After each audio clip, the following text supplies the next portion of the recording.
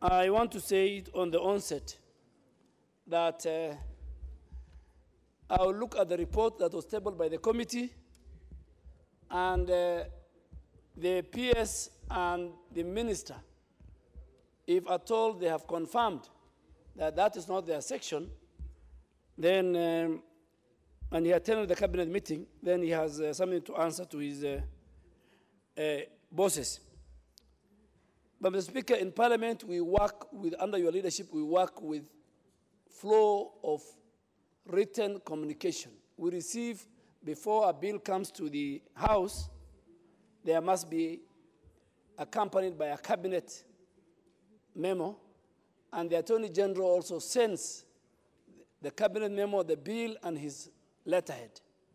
So contrary to that, we need that PS just to follow that. Mr. Speaker, this bill deals with a number of statutes. And let me start with this thing is always coming back. Now we are back again with the Betting, Lotteries, and Gaming Act, Cap 131.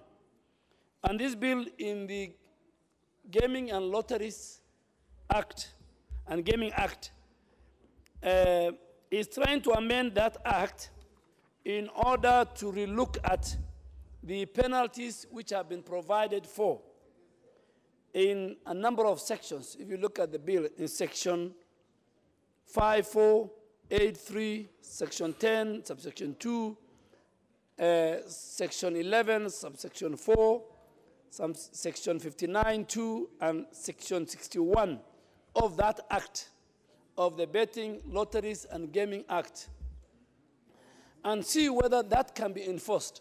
And Mr. Speaker, I really want to ask the House, from where I come from, betting and lotteries, all these are forbidden.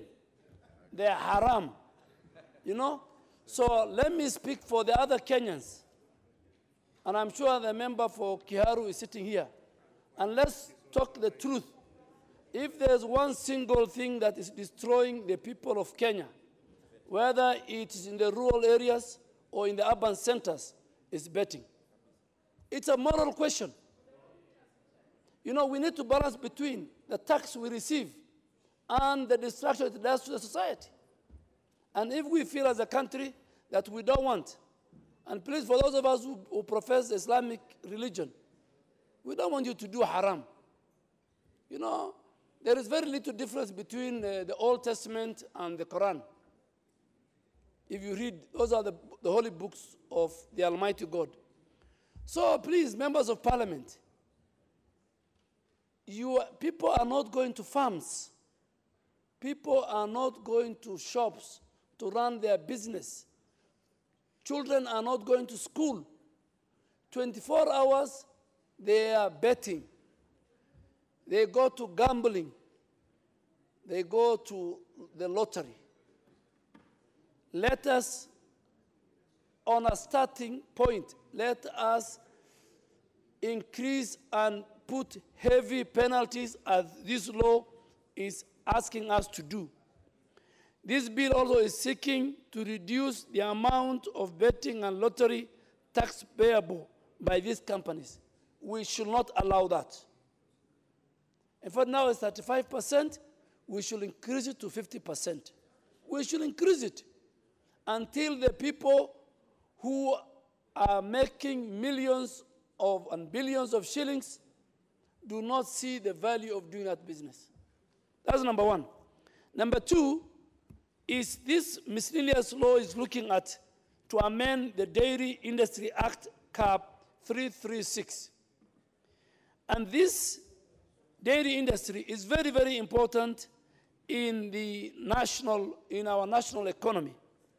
So this bill proposes to amend the act so as to enlarge the definition of milk. In the current definition, in the Dairy Act, there are certain types of milk which are missing. Milk from goats are missing, and milk from the camel, the most prestigious animal on earth, is missing. And the Speaker, I want to speak as a camel farmer. I'm a camel farmer. There's nothing that I'm going to declare. the way you have got, Honorable Member for Kiaru, the way you have got 5, 10 acres of coffee bushes. My friend, I do camel farming. And I'm a proud owner of over 220 she-camels. And they are in between Isiolo and Garissa County. You know, the people of Kituyu district, the moment they see any Somali with a camel, they say those are the camels of Duale. You know, when I attended the funeral of Honorable Kalonzo Musyoka's father, the whole leadership of Kituyu forgot about the funeral. And they were talking about me and my camels. And the camels that are in Kitui. So camel milk is being recognized here. It's, Mr. Speaker, it's now sold in the supermarkets. It's now sold in all hotels, all the CBD restaurants, high-end restaurants. You'll find camel meat and camel milk. I'm sure there are communities who are sitting here where even the goat's milk is important. So in the Dairy Industry Act, Cap 336, we are amending the definition of milk to include goat and camel milk. And of course, again, there is an element of penalty under this act as to allow for the regulation and the standard, the manner of installation and operation of milk dispensers. And Mr. Speaker, camel milk is medicinal. Many of you here might have different ailments. Many of you here. I don't want to go further. But you need to come to me and I give you camel milk. Yeah. I am talking now. Yes? Mr. Speaker, can you protect me from Honorable Bukose? Mr. Speaker, I am only saying, and Honorable, my senior knows, camel milk is medicinal. And I'm sure some of the people who should take camel's milk is Honorable Millie Odhiambo. Secondly, it is the National Hospital Insurance Fund Act number 9 of 1988. We are trying to amend the National Hospital Insurance Act to do a number of things, minor things. Number one is to change the name now to be called the National Health Insurance Fund. The National Health Insurance Fund. The other thing it's doing to that act, number 9 of 1998, is again to enable the fund to receive contribution from the national government, from the county government, and from employees for the administration of employees' benefits. So it's expanding that members of the county government, members of the national government, other Kenyans can now access the fund. The other issue is the Energy Act, number 12 of 2006, which this bill proposes to amend Section 67 of the Energy Act of 2006. Mr. Speaker, it's very, very sad that this House has passed the energy bill. Point of order. It has passed the energy bill, and the energy bill now is before the Senate for the last 6 months. Now, in this bill, we are amending the Energy Act of 2006. And the Vice Chair of the Energy Committee is sitting here. Now, you know, these are the times when we ask ourselves, why, yes, must it go to the Senate and die there? It died there in the 11th Parliament. It's now going to die again because the moment they don't deal with, and we go on the long recess, come back in February, then that bill will die. This is the issue we are facing with our colleague. But it is amending Section 67 of the Energy Act of 2006 to give additional functions to REA, to the Rural Electrification Authority. And which are these functions? One of the functions is to have a collaboration with the county government and other agencies in making sure, in facilitating the supply of electricity in order to promote development of appropriate local capacity in manufacturing. So that our county governments don't sit. If they want to put money and resources and partner with REA to make access electricity access to as many people as possible in that county, then this law is opening that window. Of course, there is a famous Sacco Societies Act, number 14 of 2008, in which Honorable Manzo was talking about. And Honorable Manzo, you know, as I said, is a good friend of mine, but he needs to declare interest.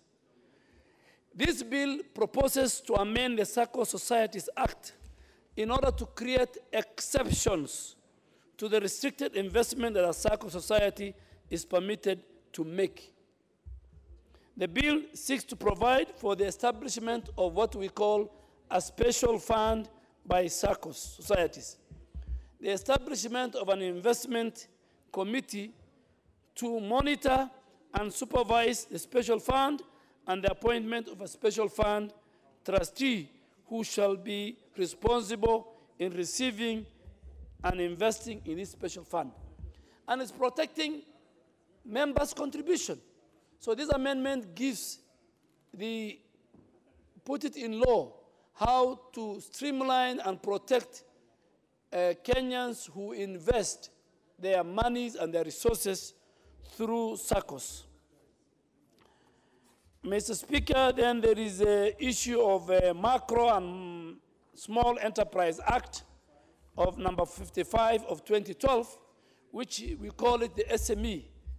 In the SME sector, which is the largest provider of employment to our people in most countries, of course, including Kenya, SMEs are a major source of technology innovations and new products. Today, you'll find innovations, you'll find technology, you'll find creativity in SMEs. And what does this bill want to do? There's a point of order from the member for Aldai. Thank you, Mr. Speaker. It has taken a while for me to get his chance. But is it really fair that the leader majority can mislead the whole country and this House that camel milk is medicinal? Can he actually divine whether it is antibacterial, whether it is antifungal, or anything else that, that touches on the health, Mr. Speaker?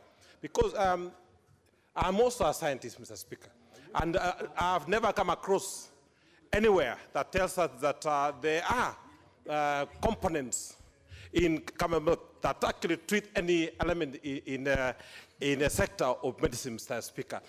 So even my colleague sit next to me, Mr. Speaker, Dr. Pukoze, has confirmed that if the leader majority wants to convince this House, it doesn't have to use the terminologies that may be convincing, but there are no scientific proof, Mr. Speaker. So he either withdraws those comments, Mr. Speaker, for us to support his amendment, Mr. Speaker. Otherwise, we are not comfortable, Mr. Speaker.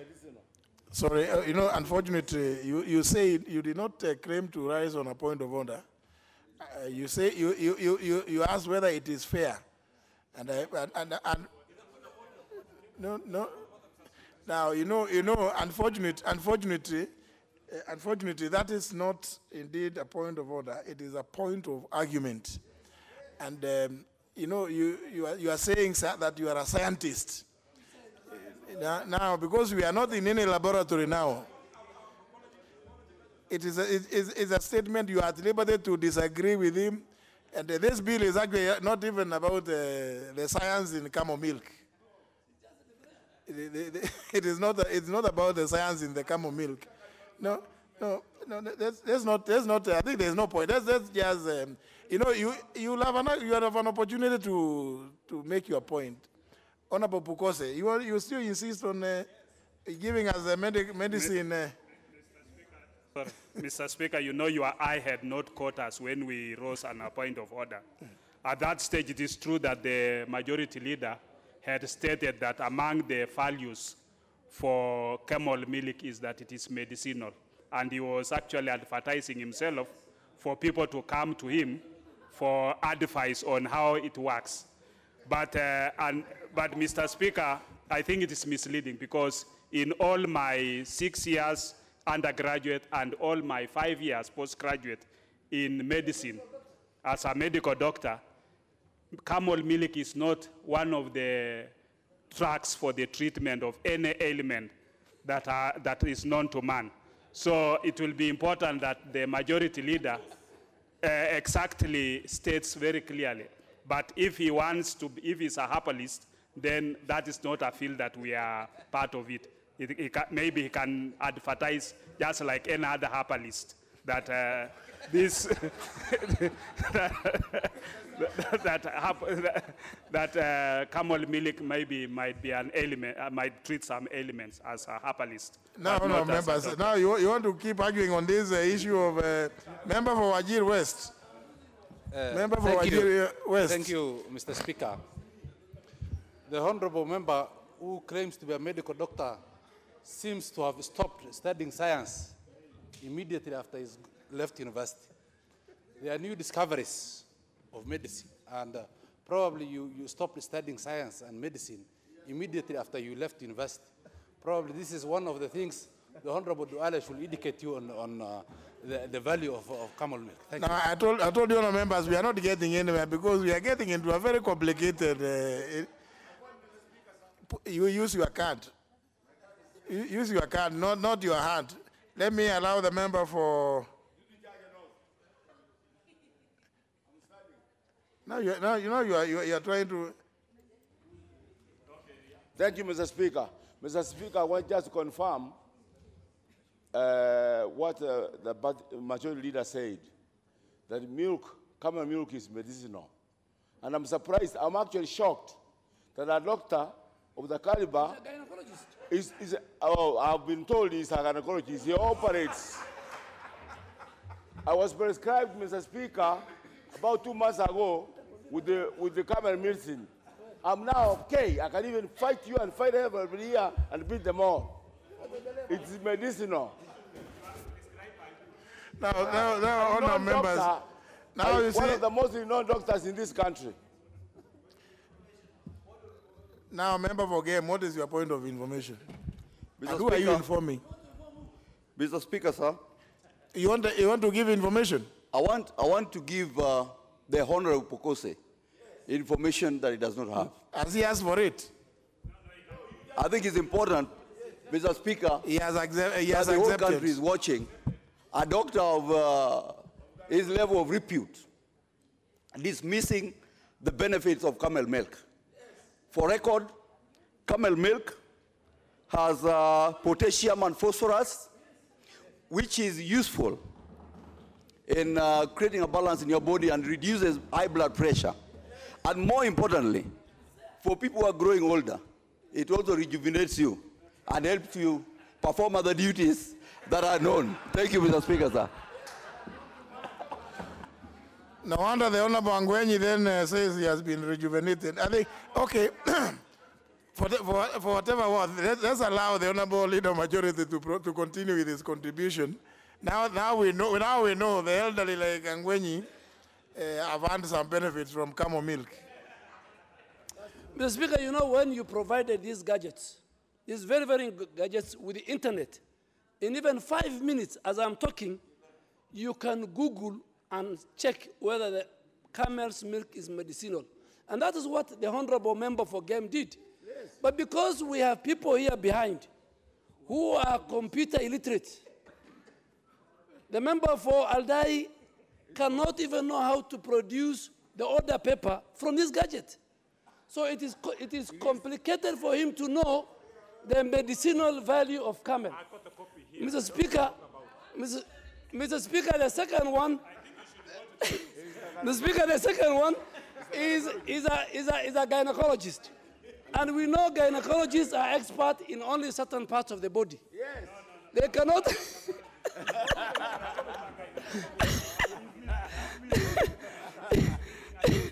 Mr. Speaker, I'm not. So, gynecologist, Mr. Speaker, I'm not. Dr. Mukose is a good friend of mine. But I'm sure Dr. Mukose.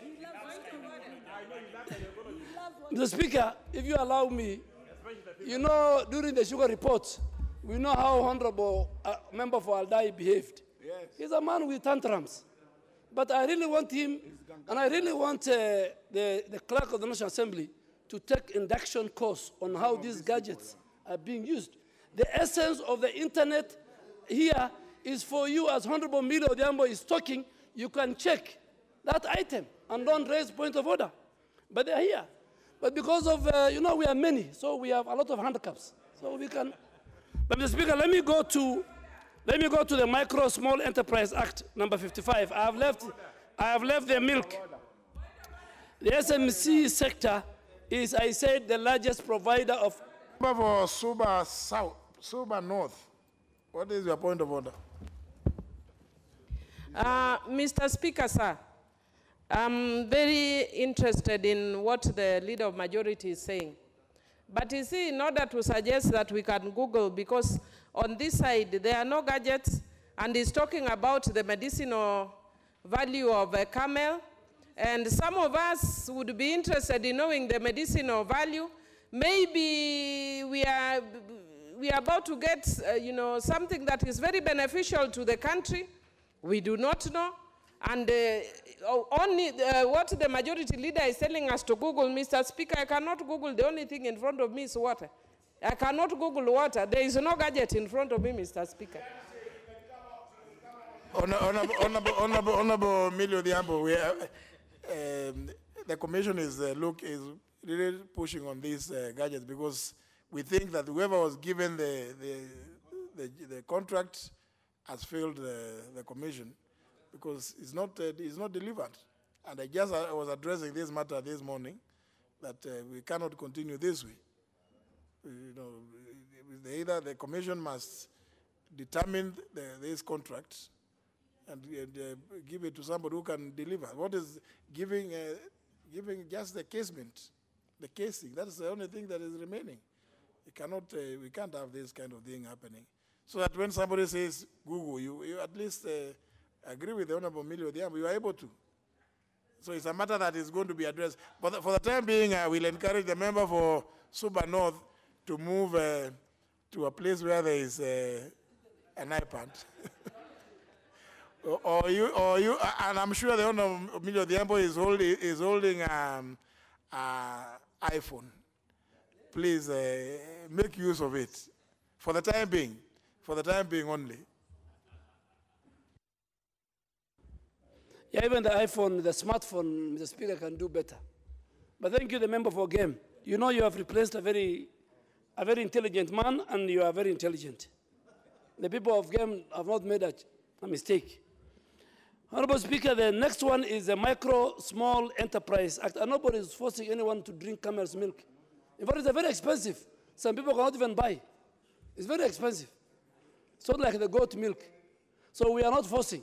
It's out of choice. The SME sector, I said, is the largest provider of employment in most countries, including Kenya. And the SMEs are also the major source of technological innovation and creativity and producing new products.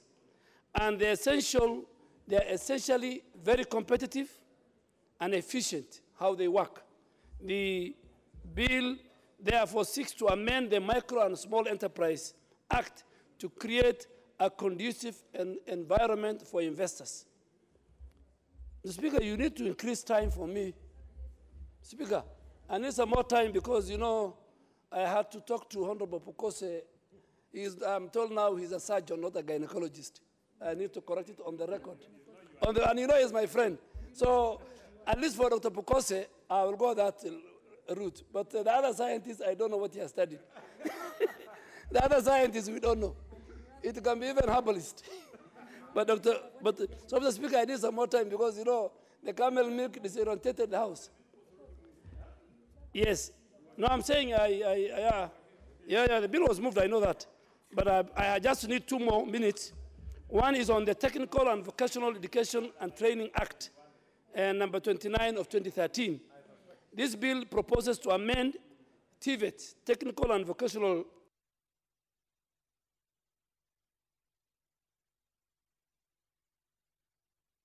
You get an extra 2 minutes. So that we include just the National Treasury, PS, as the custodian of resources in our country, to be a member of the Certification Council.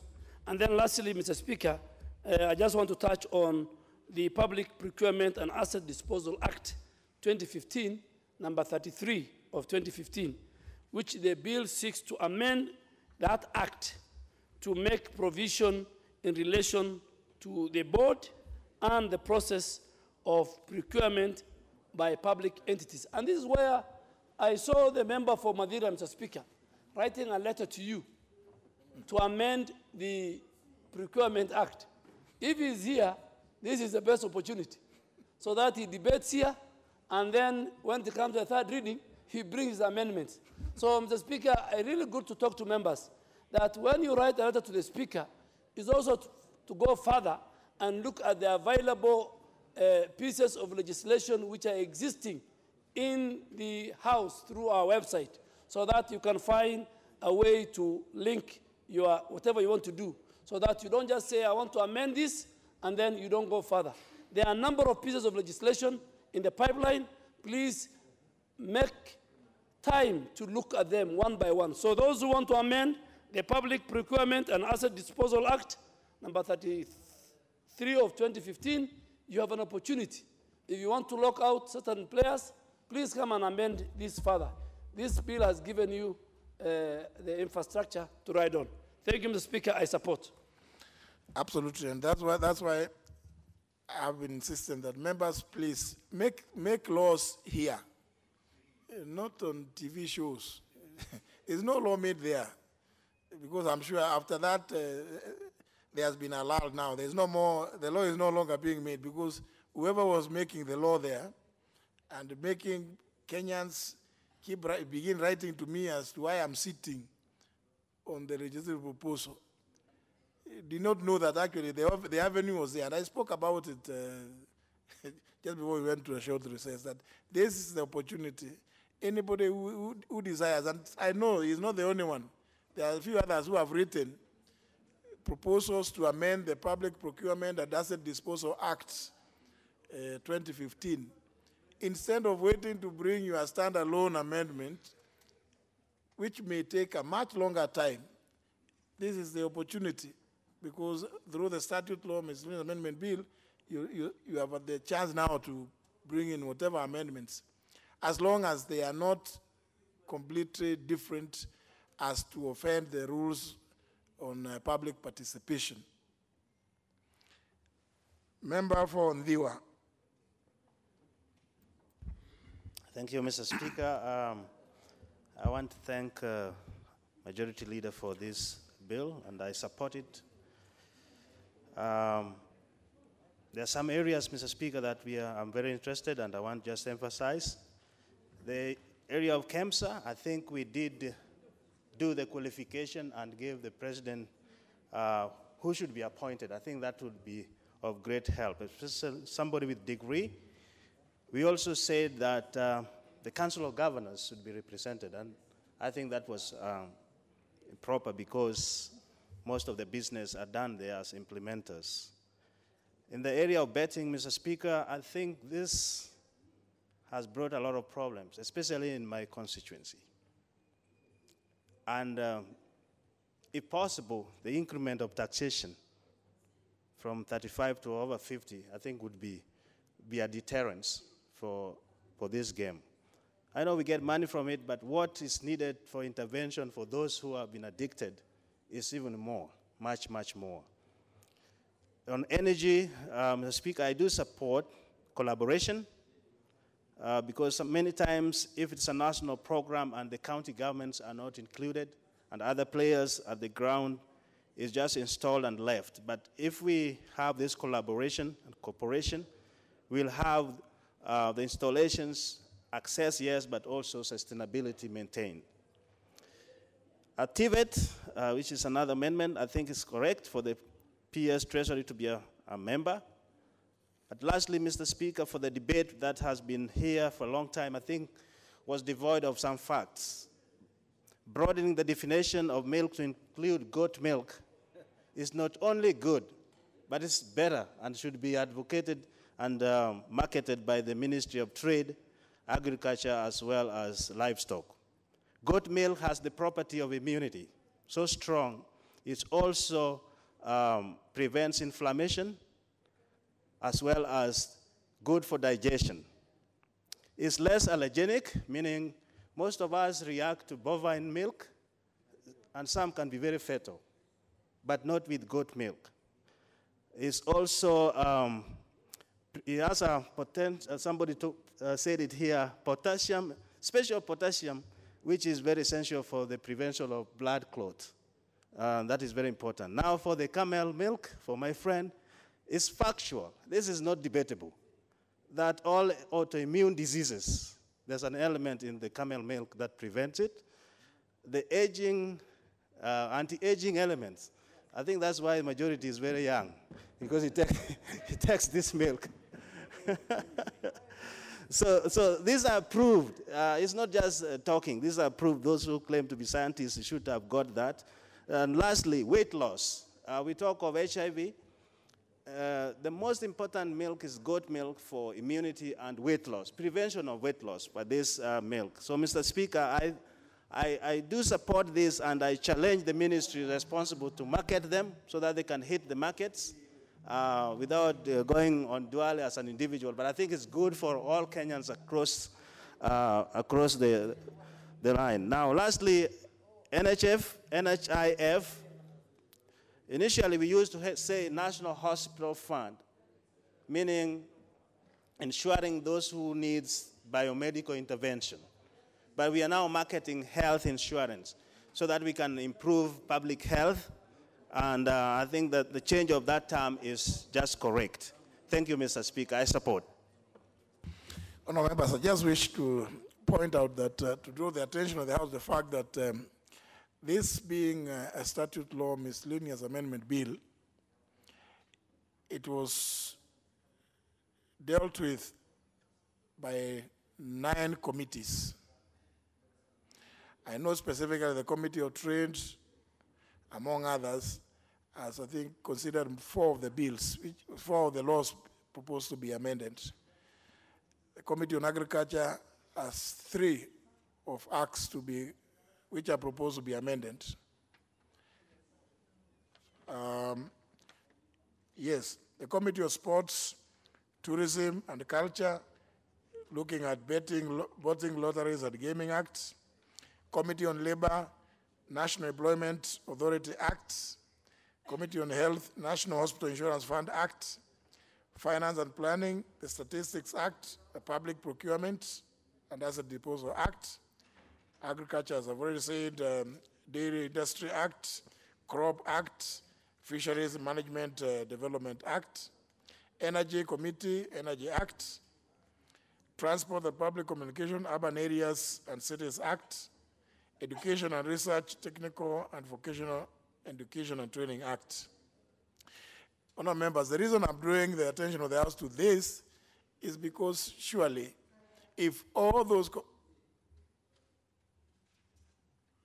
these committees have looked at this bill, is it a shame that not even a single chair of those committees is here?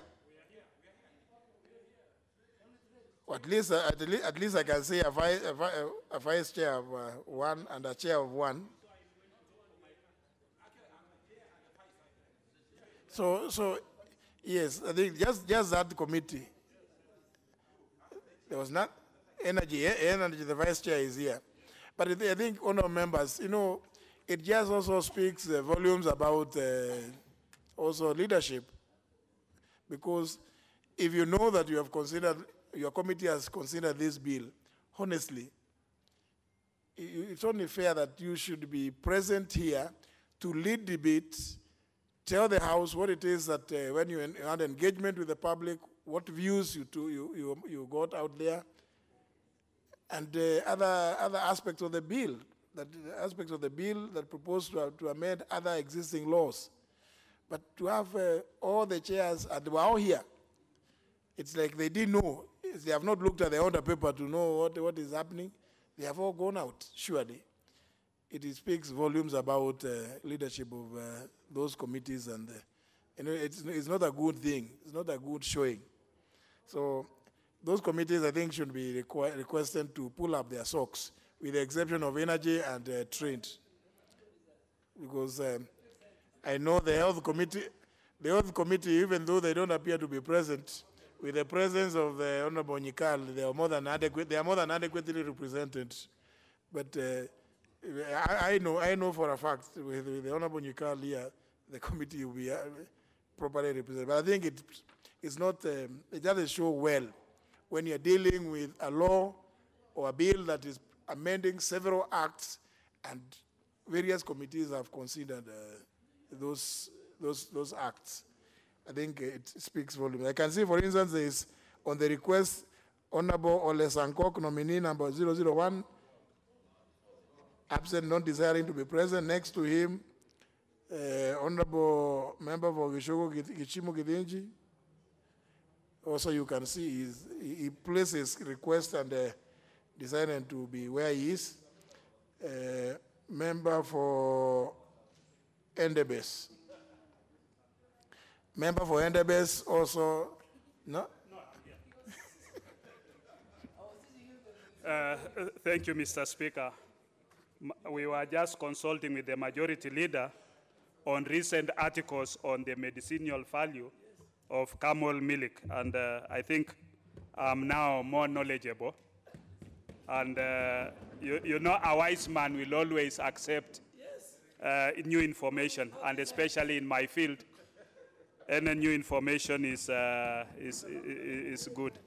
It's an added value, so I'm in that agreement. Mr. Speaker, otherwise, thank you for, I want to support this miscellaneous amendment bill.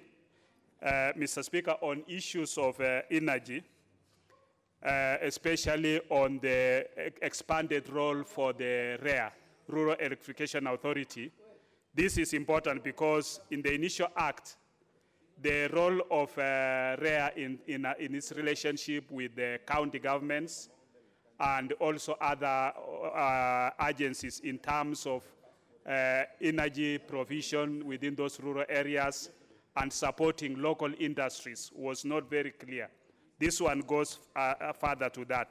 But, Mr. Speaker, we had also done the same, especially in reticulation of energy, which is a role for the county governments, which is provided under our Constitution. We had done in the Energy Act, which is now still lying in the Senate, some of this amendment which is here. So it is important that the Energy Committee of the Senate also fast-tracks that bill so that it becomes law and that can go into capturing many areas. Mr. Speaker, I've also seen the amendments which are being on the NHIF, which is now, NHIF was initially National Hospital Insurance Fund. In this one, it is changing the name from National Hospital Insurance Fund to National Health Insurance Fund, which I think is a good improvement because it is not just a question of NHIF now covering only hospitals. It is covering the health of Kenyans.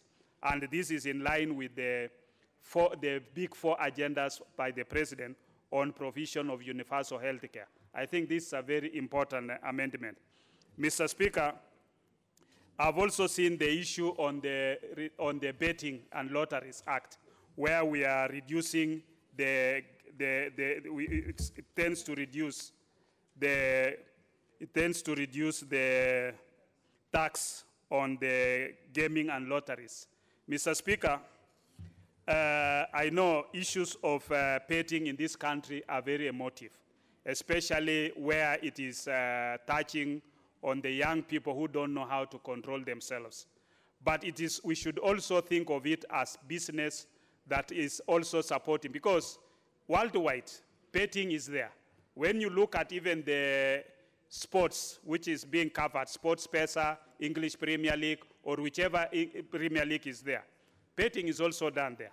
And you'll find that it has also made some people to be instant millionaires and rich, which for those people, if you tell them that you don't also have to do betting, I think they feel they would not have become millionaires or so without this.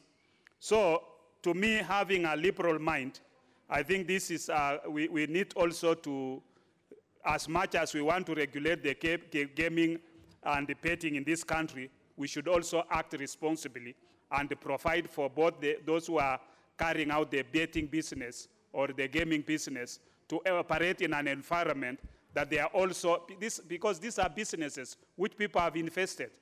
And if, like any other business, you don't, even if you open your shop, you don't decide on who should come and buy. Whoever wants to buy, let him go and buy responsibly. It's like issues of cigarette smoking. In this country, we say cigarette smoking is bad. We also say drinking is bad. But we don't make it, we make it the laws that you can only drink and smoke if you are over 18 years.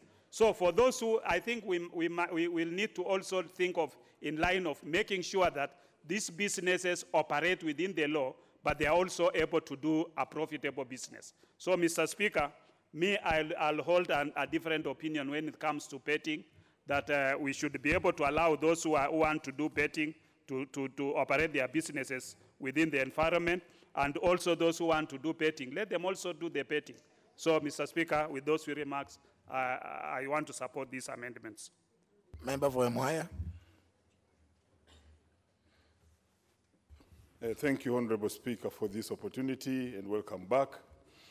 I want to also make a contribution on this miscellaneous, the Statute Law Miscellaneous Amendment 2, Bill of 2018. And because it sought to make amendments on several areas within our laws, I want to specifically point out maybe just 2-3 areas only. The first one to begin with is the one on the cooperative societies, which had an earlier argument on whether we should deal with it or not.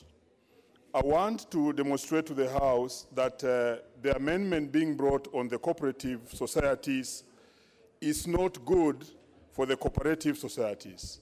And I want to appeal to members that, like an earlier speaker had said, because we are not in the business of looking at who is opposing the law or who is supporting the law in government, we should look at these laws very objectively in such a way that we give good laws to Kenyans. Now, in this particular Cooperative Societies Act, CAP 490, it introduces a new phase of members within the cooperative movement of a class of people called social impact members.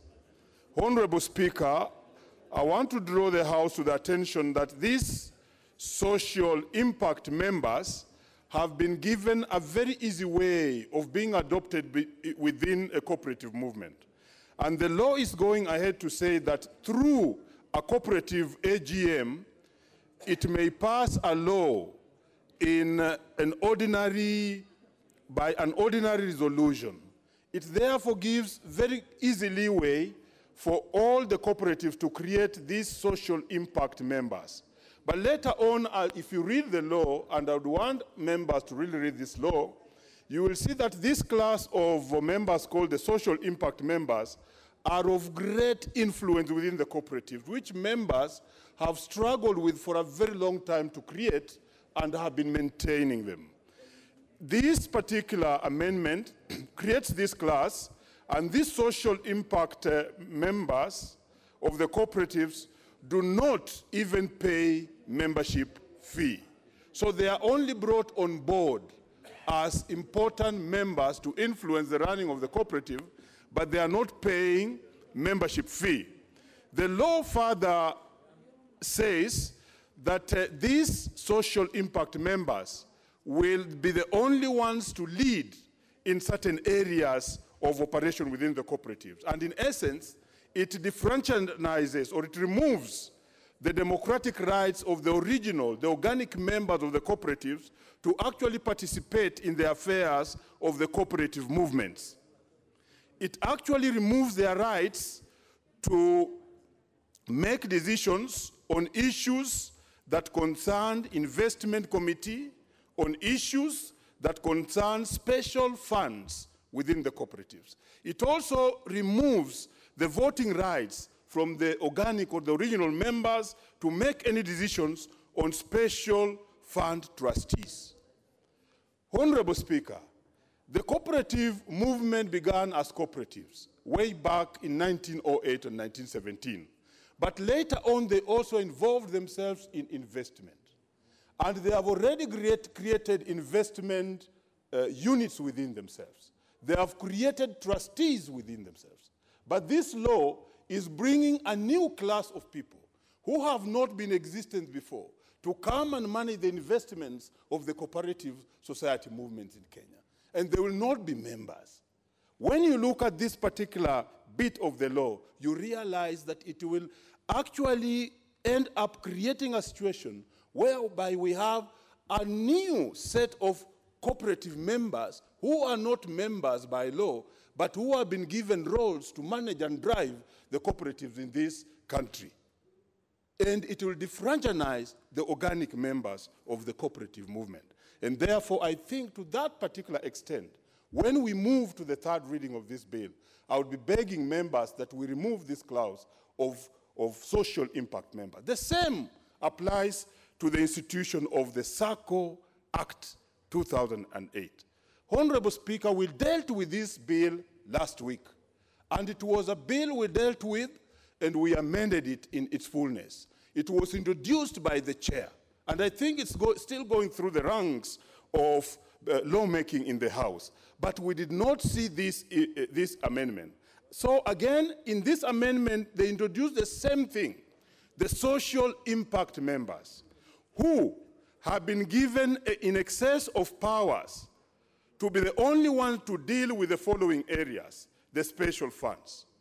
They are the only ones who will have powers to deal with the issue of determining the investment committee.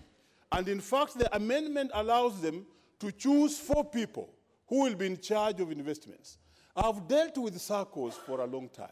I'm a member of the SACCO called Mwalimu, which is the biggest not only in Kenya but in Africa. Mwalimu has an investment wing, which is being run by the leadership of the society. And basically, when you look at how the cooperative movement began and SACCOs, 2 characteristics of these SACCOs and cooperatives is that they have to be operated on democratic values. Number 2 is the issue of equality of all members. Mr. Speaker, for the first time now, we are introducing a group of people called social impact members who will have to come in Mwalimu SACCO, which we have run for all the years. It's the biggest in Africa, to come and start managing the investments of our SACCO. Now, the law further proposes. It proposes the type of people who will sit on these investment committees of the SACCOs. And it says for one to sit on this investment committee, he must have a degree in economics. He must have a degree in finance. He must have a degree in law. He must hold a degree in adequate field from a recognized university, and so on and so forth. But, Honorable Speaker, we have lived with economists in these countries for a long time. Even Adam Smith lived, and Keynesian came together with Marshall, and they went, but they have not been able to run cooperative societies the way the members themselves have been able to run the cooperative societies. So why do we need to now be managed by the group called social impact members who will now manage our investments? Honorable Speaker, the investments of cooperatives are remands. If I may use the example of Mwalimu alone, we have estates in this country owned by Mwalimu. We have buildings in all towns owned by a SACCO. And now we have to succumb to this amendment.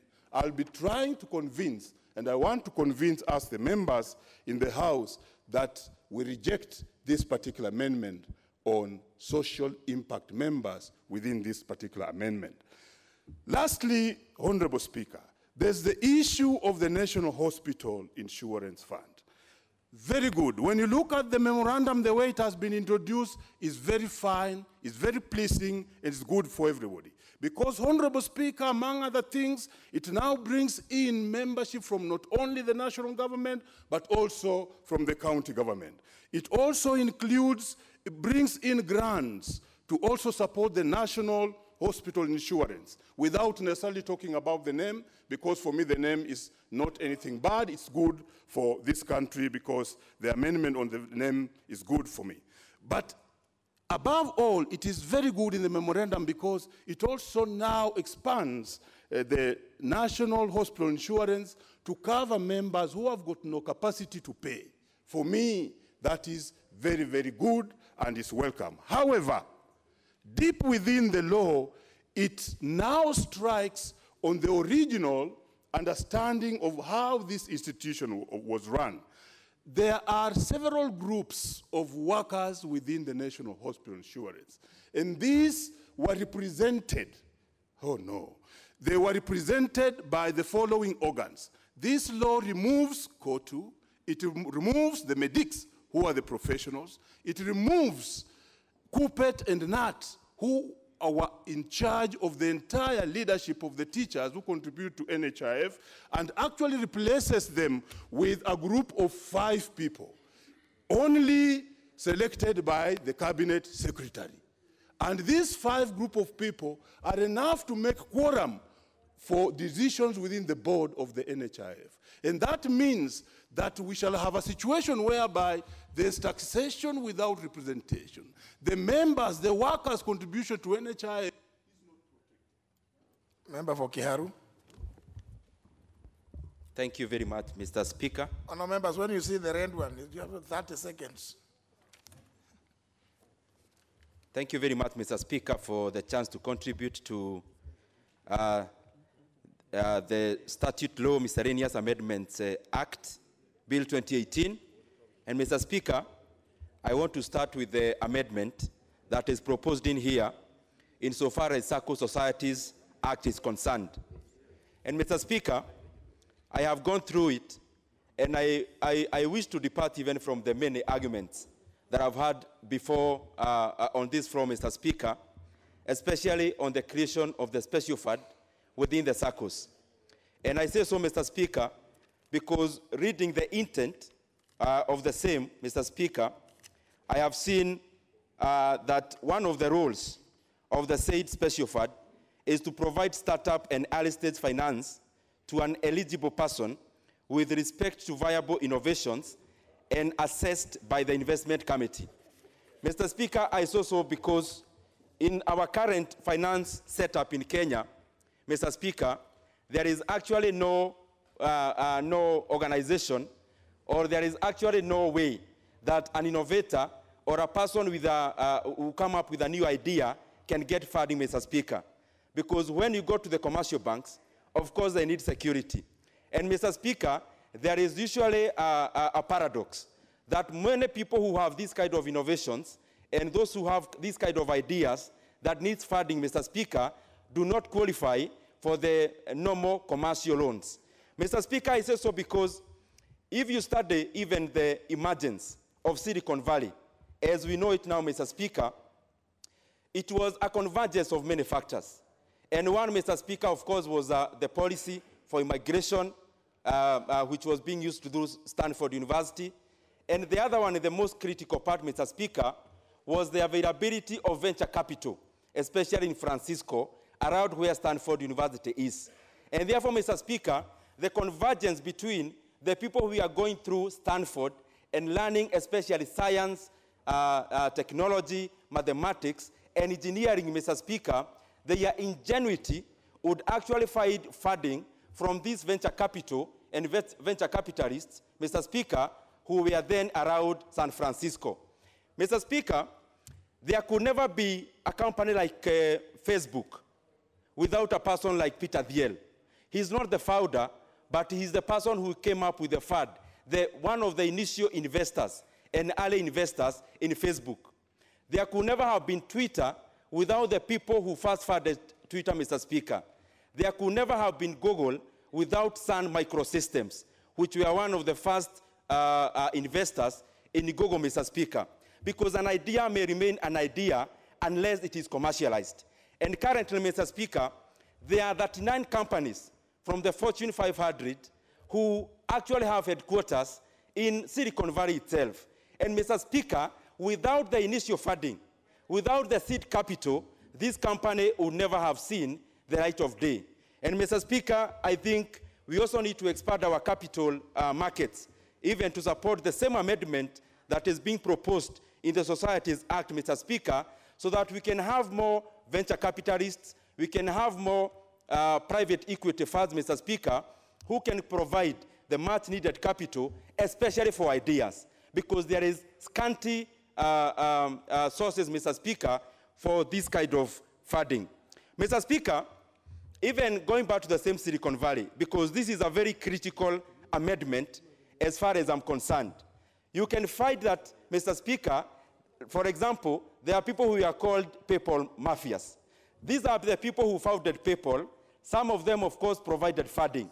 Mr. Speaker, you see a concurrence, and you see so many companies emerging from the same cabal of mafias because they had the money and they were willing to invest in these new ideas. From YouTube, Mr. Speaker, to Tesla Motors, to SpaceX, these are now big behemoths, Mr. Speaker, big companies who would never have been companies were it not for funding from these venture capitalists who were willing to take risk. And Mr. Speaker, that is why I support this amendment in the Societies Act, because, Mr. Speaker, it provides that avenue of funding for the many youth of Kenya who have bright ideas which can be commercialized and become big companies.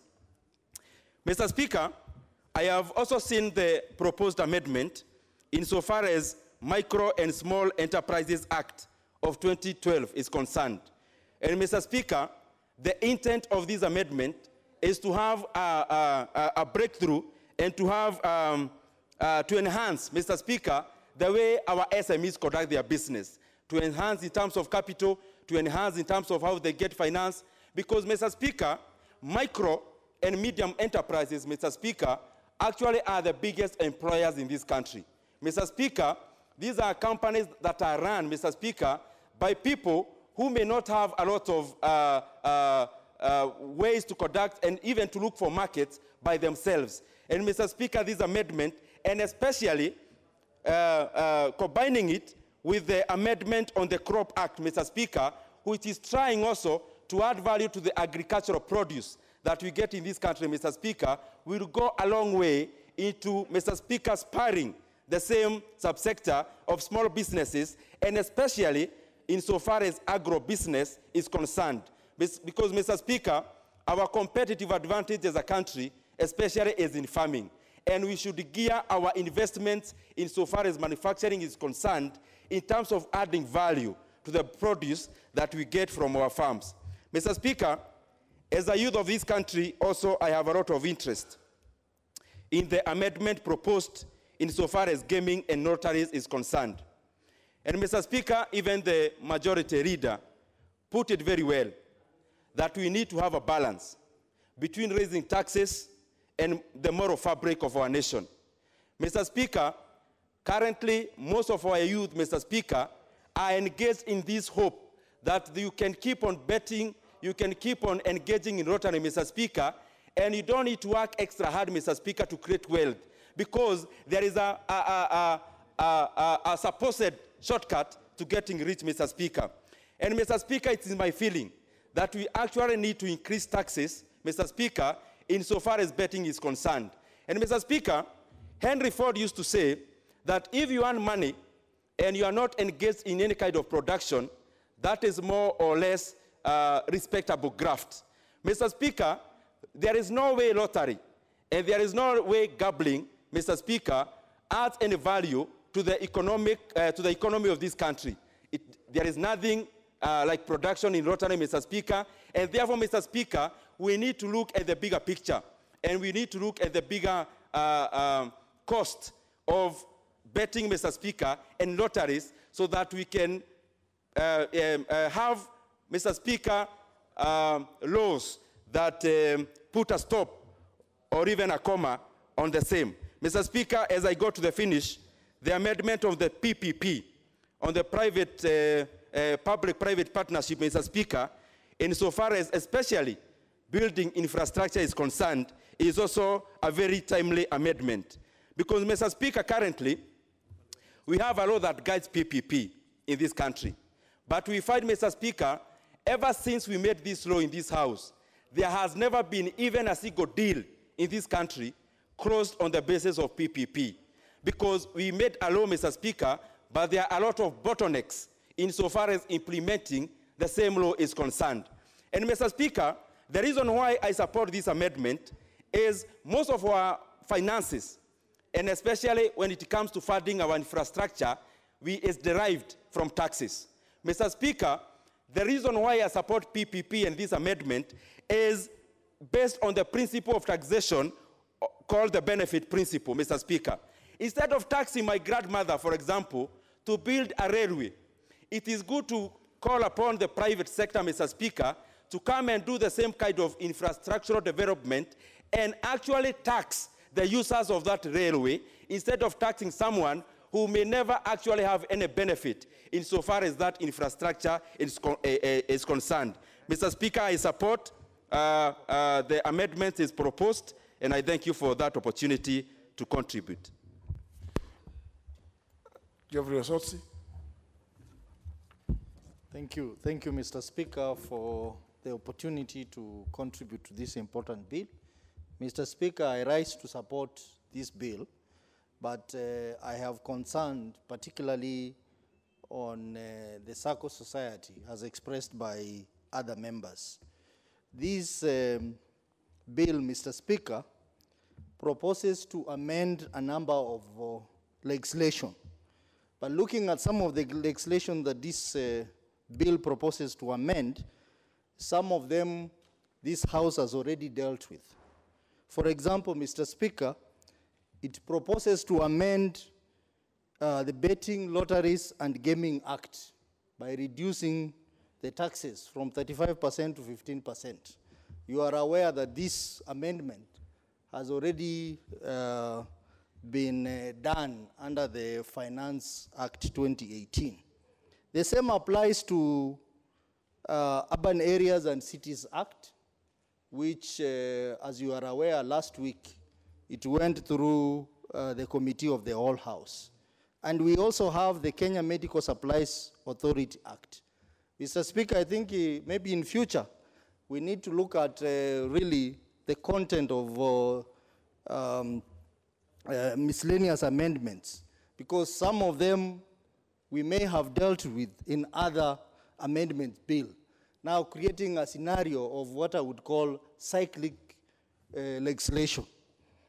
Going to the substance of the various amendments, starting with the SACCO Society Act.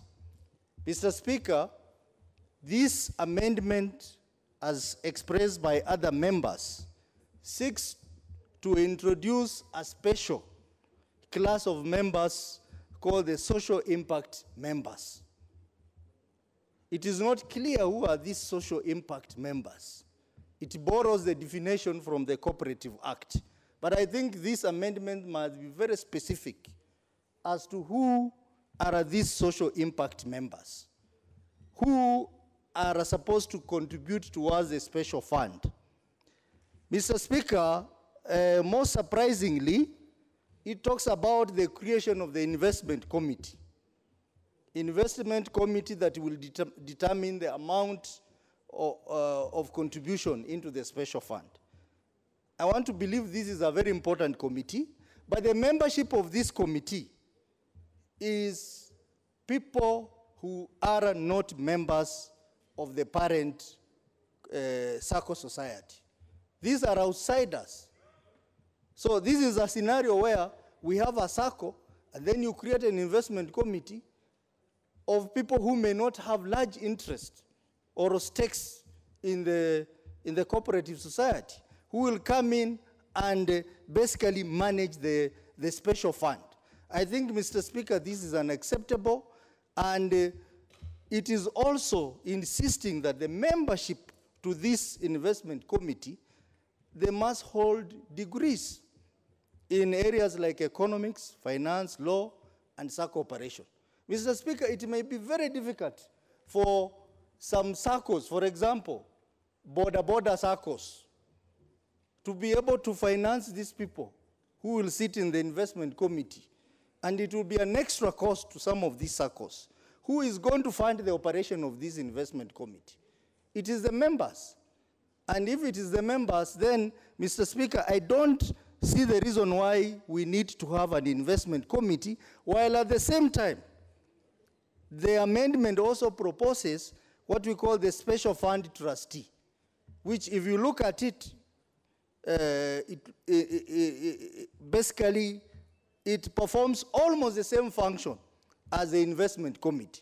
So really, it is creating some duplication in terms of the functions of investment committee and the special fund committee, whose role is basically to manage the special fund. So, Mr. Speaker, this particular area, I think it's an area that we need to look at keenly at the committee stage, so that we do not overburden SACCOs with additional organs which could be very expensive to manage. Mr. Speaker, this bill also proposes to amend the Betting, Lotteries and Gaming Act by reducing the taxes from 35% to 15%. Mr. Speaker, I support this because if you do a simple computation that the betting companies were paying 35% in terms of betting, lotteries and gaming taxes. They also pay corporation tax of 30%. And then they were also paying a winning tax. So you find the betting companies were paying in excess of over 80% tax. This, compared to other countries, it is high. And even as we are seeking to increase taxes on betting, we must be realistic that you stop the youth from betting in the normal channels, you open up the channels for online betting. So in essence, basically, you are saying that the taxes that are generated from betting, which would have gone to the government, will now go to foreign companies because there is no taxes around online betting in this country. So I think this is one area that we need to keenly look at. And as members have said, there must be a balance between the social impact of betting and the revenue generated from this.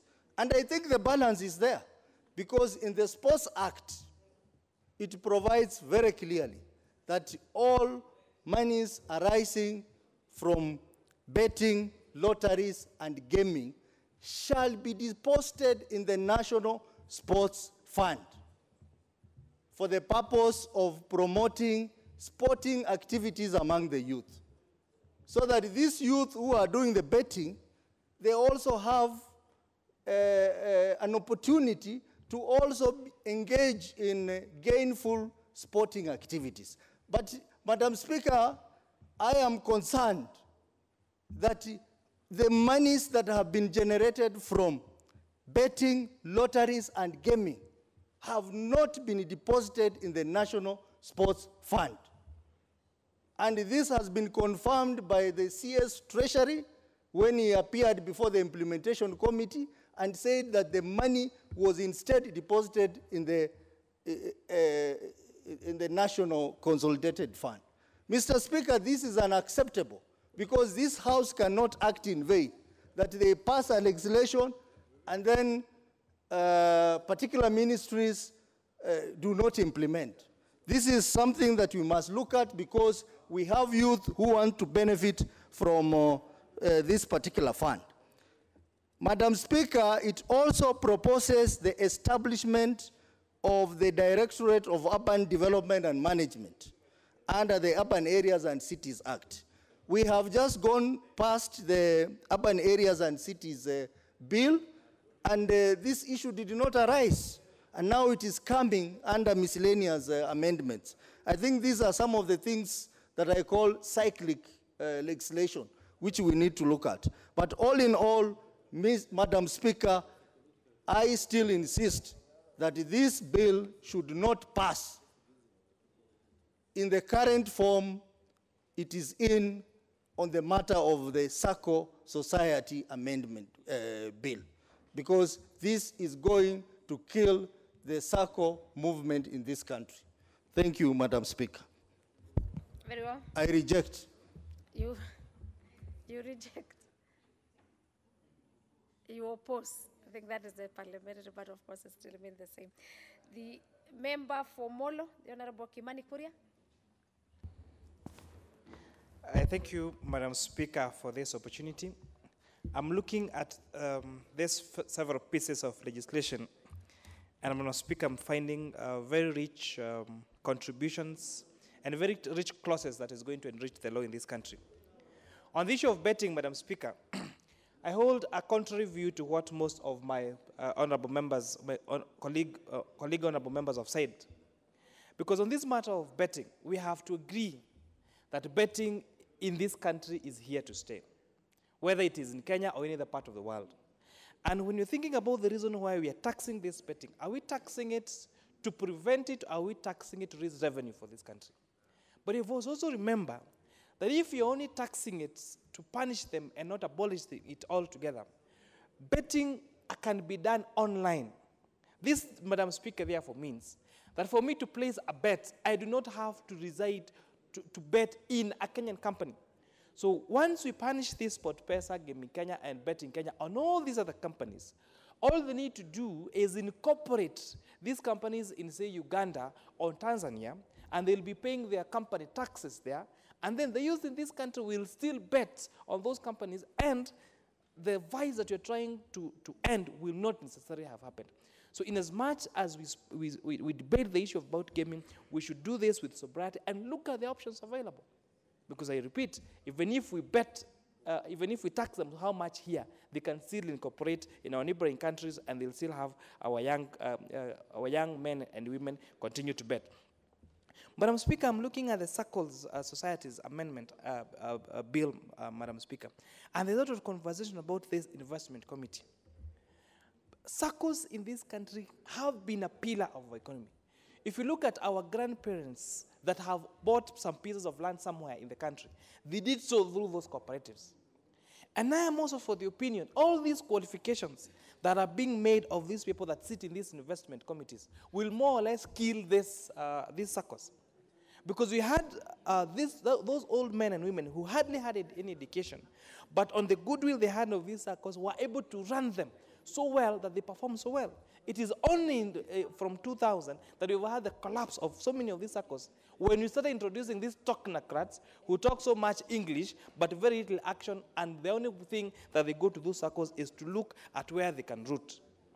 Madam Speaker, I'm very excited about how this miscellaneous amendment bill clearly defines who a local contractor is. Because, Madam Speaker, there has been a lot of debate about inclusion of Chinese contractors in this country. But this bill now says who exactly is a local contractor. And even says that whoever purports or attempts to incorporate or to register themselves as a local contractor when they are not local contractors, then there are punishments that are to be meted by these people. Because, Madam Speaker, we are losing a lot of business to these people that are coming from China and Japan and these Asian countries, to jobs, to contracts that would have been by our young people. The issue of micro and small enterprise authority, Madam Speaker. If there is anything that's going to save our country and our young people from unemployment, is entrepreneurship, is agribusiness.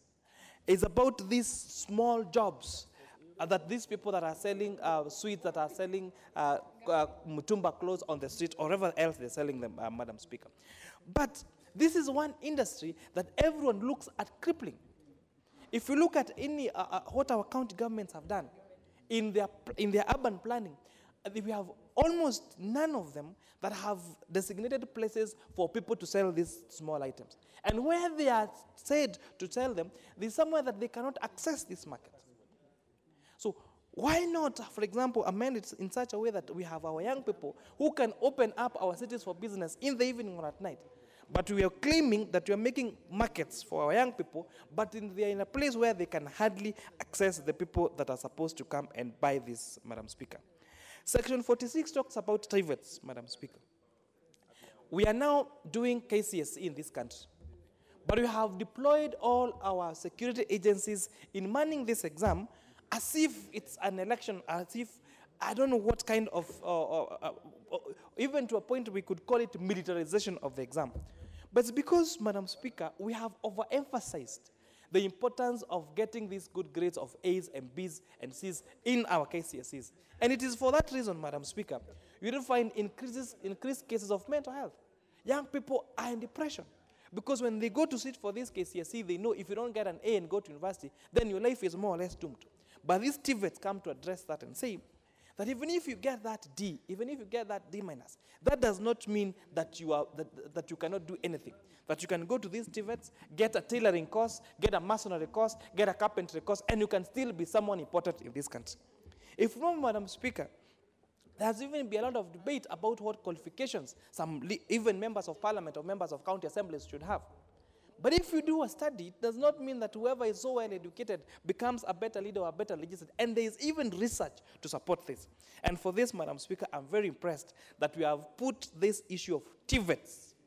And I'm hoping that all members, especially members of parliament, will put our constituency development fund into not just giving bursaries to universities, but taking our young people to do tailoring, to do those skills that they can do with their own hands. The Crop Act of 2013, number 16, talks about value addition of our agricultural products.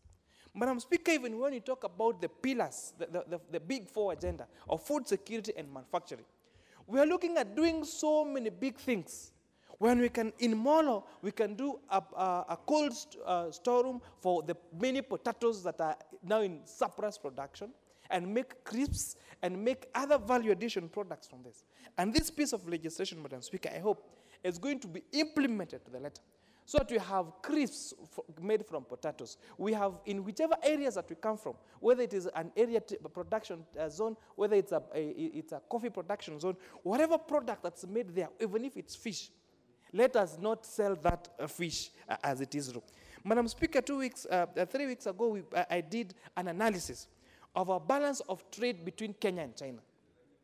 And we realize how disadvantaged we are, that despite us claiming to have very good foreign relations with China, our balance of trade has gone down over the years.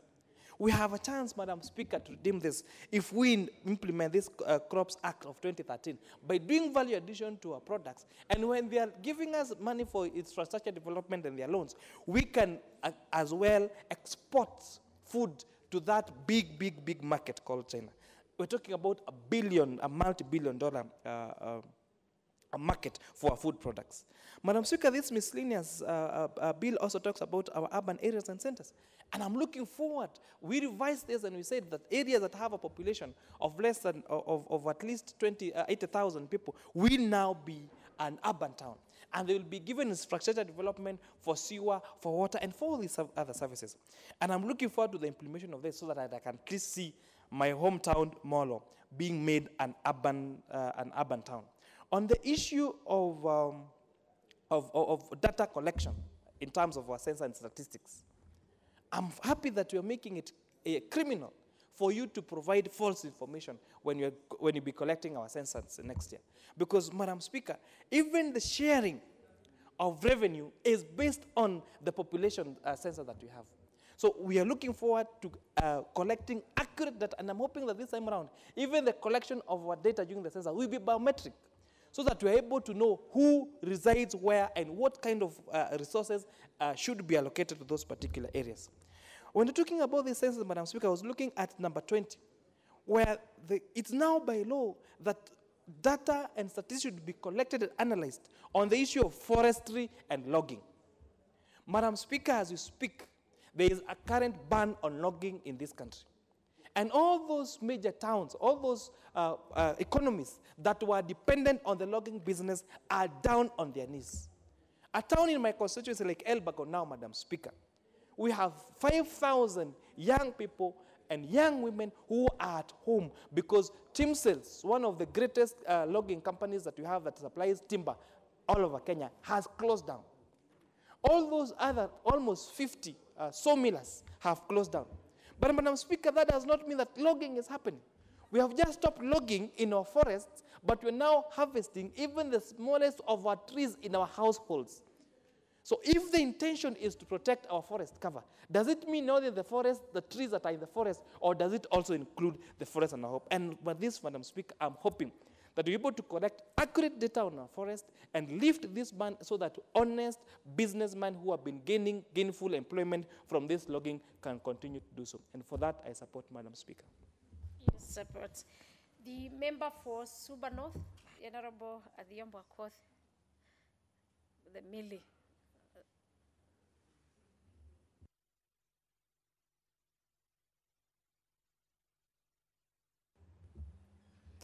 Thank you, Madam Speaker, for giving me this opportunity.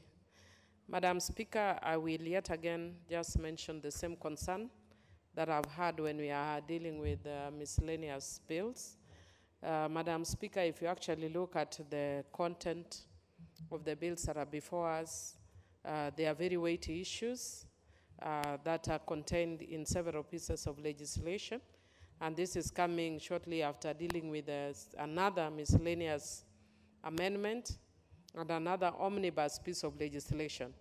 So, Madam Speaker, in effect, we could easily have dealt with, in a period of 2 months, we could easily have dealt with 100 pieces of legislation. Madam Speaker, logically and intellectually, I think we are not doing this House a favor, and we are not doing this country a favor, because we will be working in a rushed manner. We will not be looking at the work before us properly, and we will not be giving the depth and information that is needed for us when we are legislating. But having said that, Madam Speaker, again, even the time that we have even for commenting may not be even sufficient for just the number of bills that are there. So really what we are doing, I don't even have the English word for what we do, Madam Speaker, because we are supposed to be persuading each other, but there is even no time even to persuade each other. When the other members are speaking, I'm busy trying to look at all the pieces of legislation. I may not be able to get, everybody is just going to the piece that they think concerns their constituents. Honorable Duale went straight to camel milk. I will go straight to fishing. Another member will go straight to something else. So in effect, we are basically talking to ourselves, Madam Speaker. Madam Speaker, having said that, let me start, just because I might run out of time.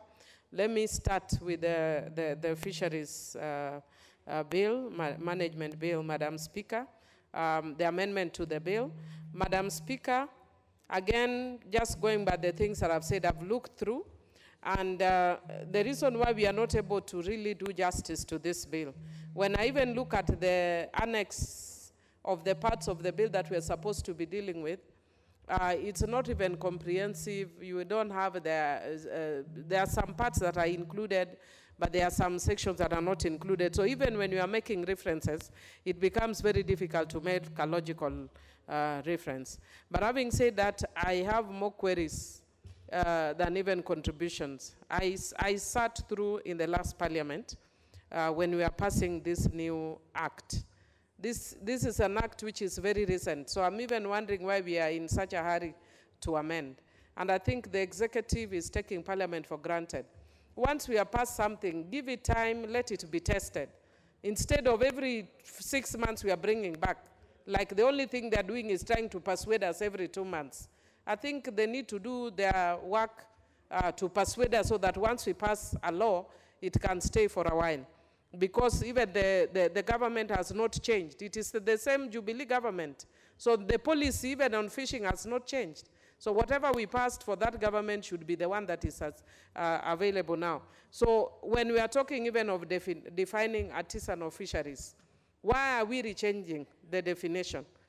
What are we trying to cure by changing the definition? Because what I can see that the amendment is trying to move it from commercial to non-commercial.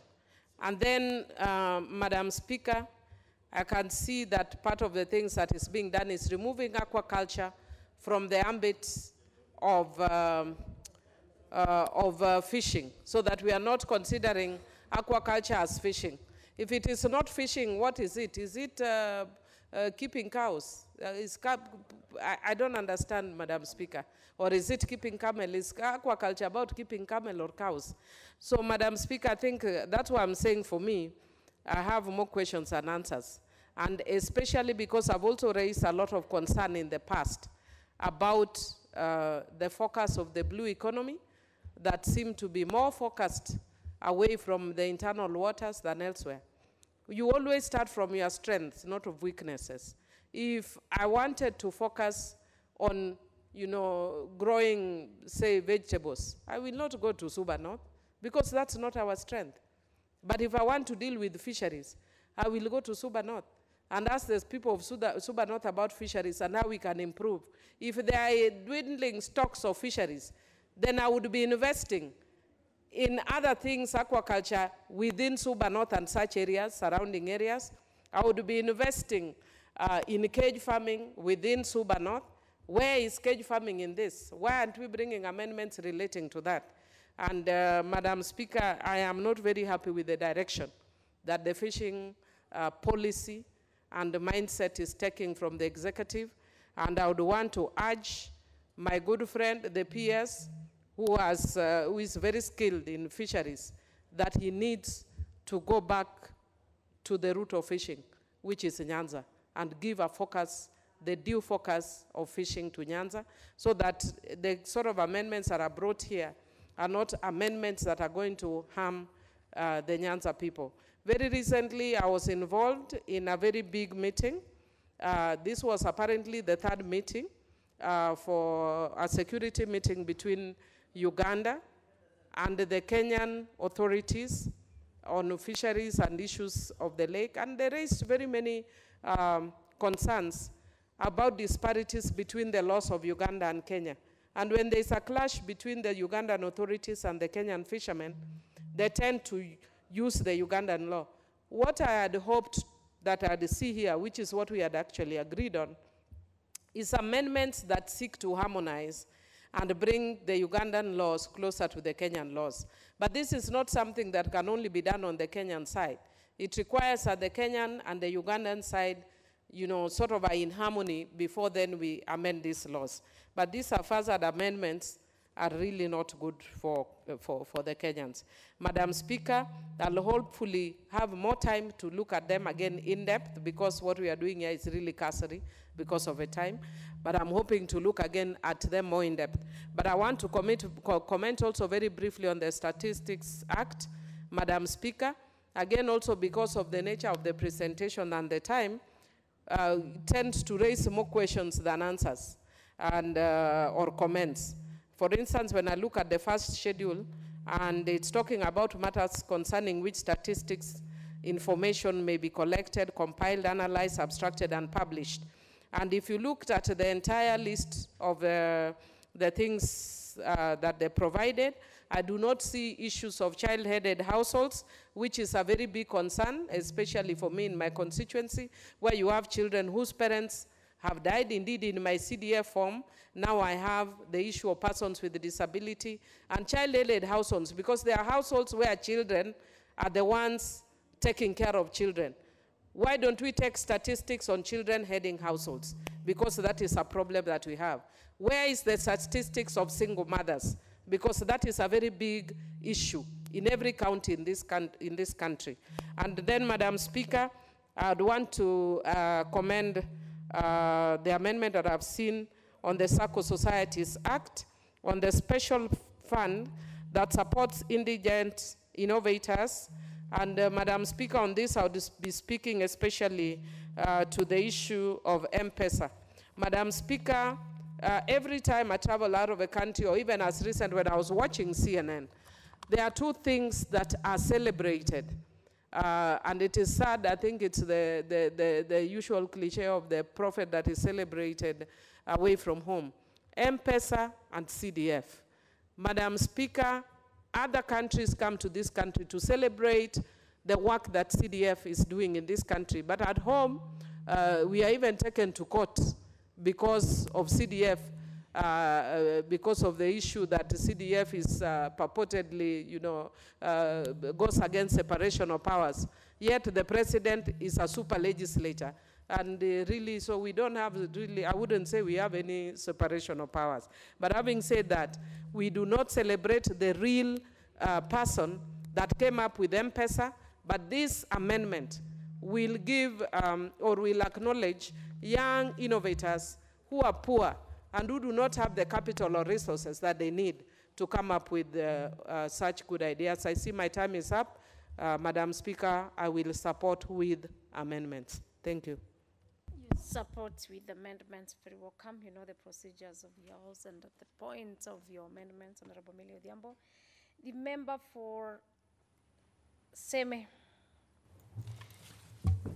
Thank you, Madam Speaker, for giving me the opportunity to contribute to this bill.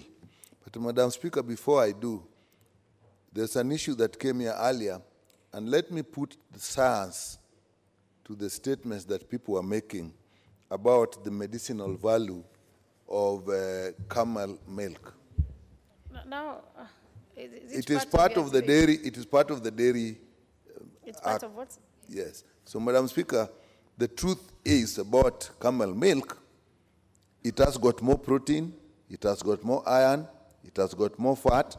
It has got what we call immunoglobulins that actually can protect you against bacteria, fungi, and viruses. However, these have not been found to be of quantities that you can prescribe it as medicine. It also has got insulin.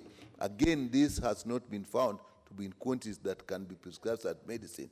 Therefore, where it has been tried, like FDA in America, it has not been classified as medicine and cannot be used as such. However, it is good food, and its production and popularization will be a good public health move. It was a very detailed, heated argument, but that is the position now. Okay. Madam Speaker, now coming back to the bill. Dispute about it, the honourable member, then it was just a point, but from you being a doctor, and knowing from where you are coming, that is a good comment, but just carry on now, be relevant to the... Madam Speaker, yes. The miscellaneous amendments principle is good, but as member from Betan, Suba North said, I think it's meant for minor corrections, errors, and ambiguities. And if in law, the facts of law, it should be really minor changes of law. But Madam Speaker, what we are seeing, we are having very major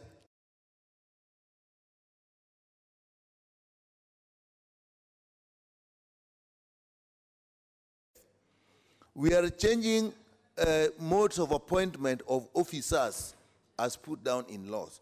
Madam Speaker, we are establishing directorates through miscellaneous amendments as being proposed in the urban cities and areas amendments that are in this.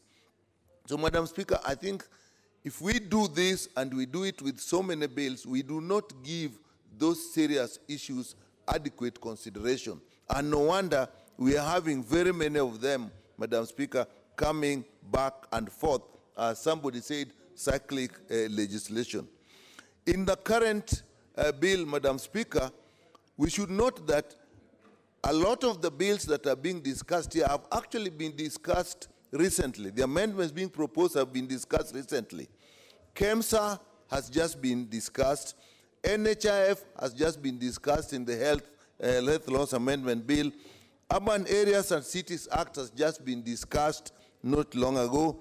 The Circle Societies Act has been discussed. The Betting and the Lotteries Act actually have just passed through this House.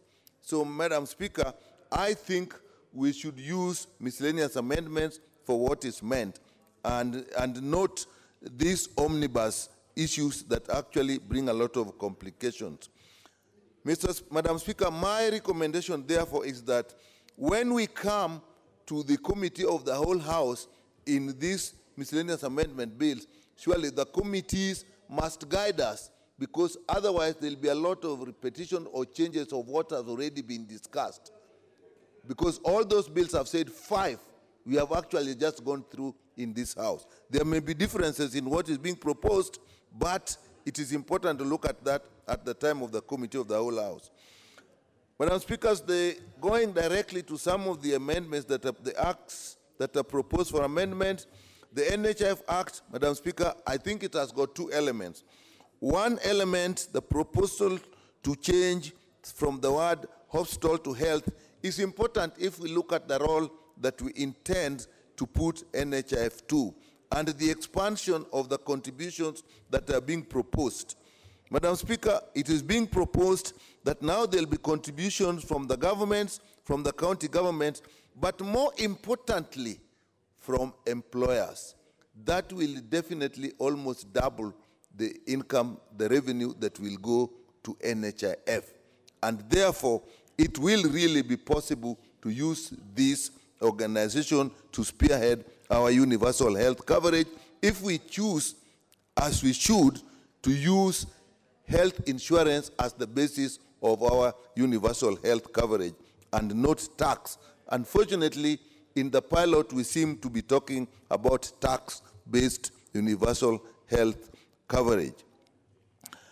Madam Speaker, on the second part of the NHIF proposed amendments, I find that they are not favorable.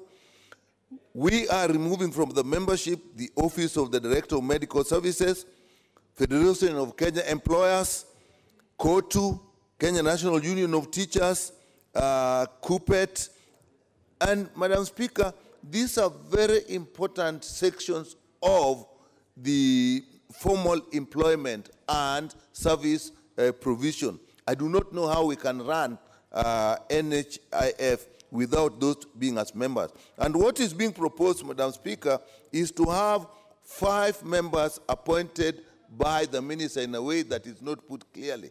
If you then look at the whole membership, you may reach a point where the government itself has enough quorum in the institution to call a meeting of all government officers and actually pass, change management or whatever they want to do without getting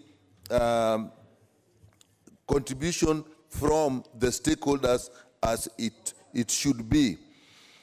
Madam Speaker, if you look at the fisheries, I don't want to repeat what Honorable Member for Suba North has said. Aquaculture must be part and parcel of fisheries because as it is now, the fish stocks in the lake are really dwindling, and what will really save this is if we get into aquaculture that can actually support the fisheries when it is time for breeding and when the fish should be allowed to breed. So I think it is extremely important. TVET, it is important that we start looking at mid-level technical people. Madam Speaker, if you live in the rural areas and you want to just put up a house, just getting a proper electrician, just getting somebody to do your roof, somebody to just look at the waterworks and so on, Madam Speaker, it's impossible. They don't have people who can do that, and yet there are young people with good education that need the training. So I think the TVET is something we should look at. Madam Speaker, when you come to the Cooperative Act, the issue of the social impact members, I think this is not something that really will work. The members have run cooperative societies, and there have been a big movement. They have made a remarkable contribution to the economy, and to bring a special group of members, I think it will demoralize the general membership, and I don't think it will give as much impact as is intended. However, the proposal of a special fund, that, Madam Speaker, I support. The cooperative movement has been able to put money into the hands of small micro businesses and even individuals who otherwise would never have been able to get credit from banks. As you know, to a large extent, banks give money to those who have money. Banks don't necessarily give money to those who need money. And our people actually need money that's easy to access. And therefore, that special fund is something I will really support. Madam Speaker, with those, I support parts of this bill, and I don't agree with parts. But as I said, it will be very important at the committee of the time of the committee of the whole house for the committees to guide us so that these bills that we have just discussed and passed, even if they have not been attended to, we do not go through the same and make repetitions. With that, I thank you, Madam Speaker. Very well. The member for Haldai, the Honorable Serem Cornel. Thank you, Madam Speaker. I also want to contribute on this statute law amendments, miscellaneous amendments, Bill 2018. Madam Speaker, as the Vice Chair of Trade, Industry and Cooperatives, we do have the act that we were given responsibility to look into, Madam Speaker. Madam Speaker, it is fair to for a committee, when they have gone through the document, give a fair assessment or observation to this House. Madam Speaker, as a committee, we looked at the law of this act, Madam Speaker, and as members of the committee, we felt that all the sections that touches on the SACCO bill should be deleted, Madam Speaker. Reason is that, Madam Speaker, there were no ownership of this act, Madam Speaker. So as members, we subjected the same law to public participation. We invited the ministry, we invited the PS and the CS. None of them actually own the list of requests or amendments on this bill. So as members of the committee, we felt that it's not necessary. So we will support the law on that reading so that all of us members can know that despite the fact that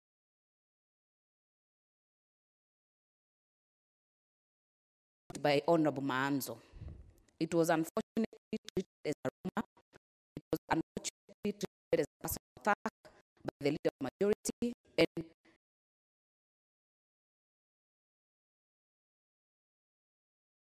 you can just advise and follow the same route. You're free to make a comment, but of course,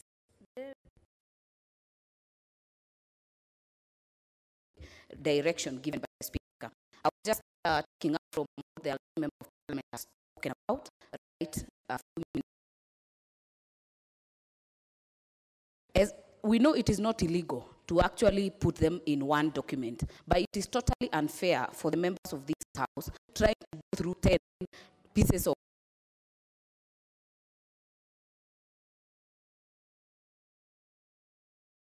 in fact, what we should actually be able to look at is how do we deal with this chief in terms of speaking through this kind of amendment. The issue of, if you read number 4, a resolution of the annual general meeting of a cooperative society shall be subject to the approval of the Cabinet Secretary. What are we doing, Madam Speaker? What we're doing is that we are taking back the self-regulation that has been given to societies and to cooperatives to now be taken back to the government. I totally don't agree. I think it is excess supervision. I think it is handling, and I think the introduction of social of the special impact member is actually a plot to overtake and take over the existing circles.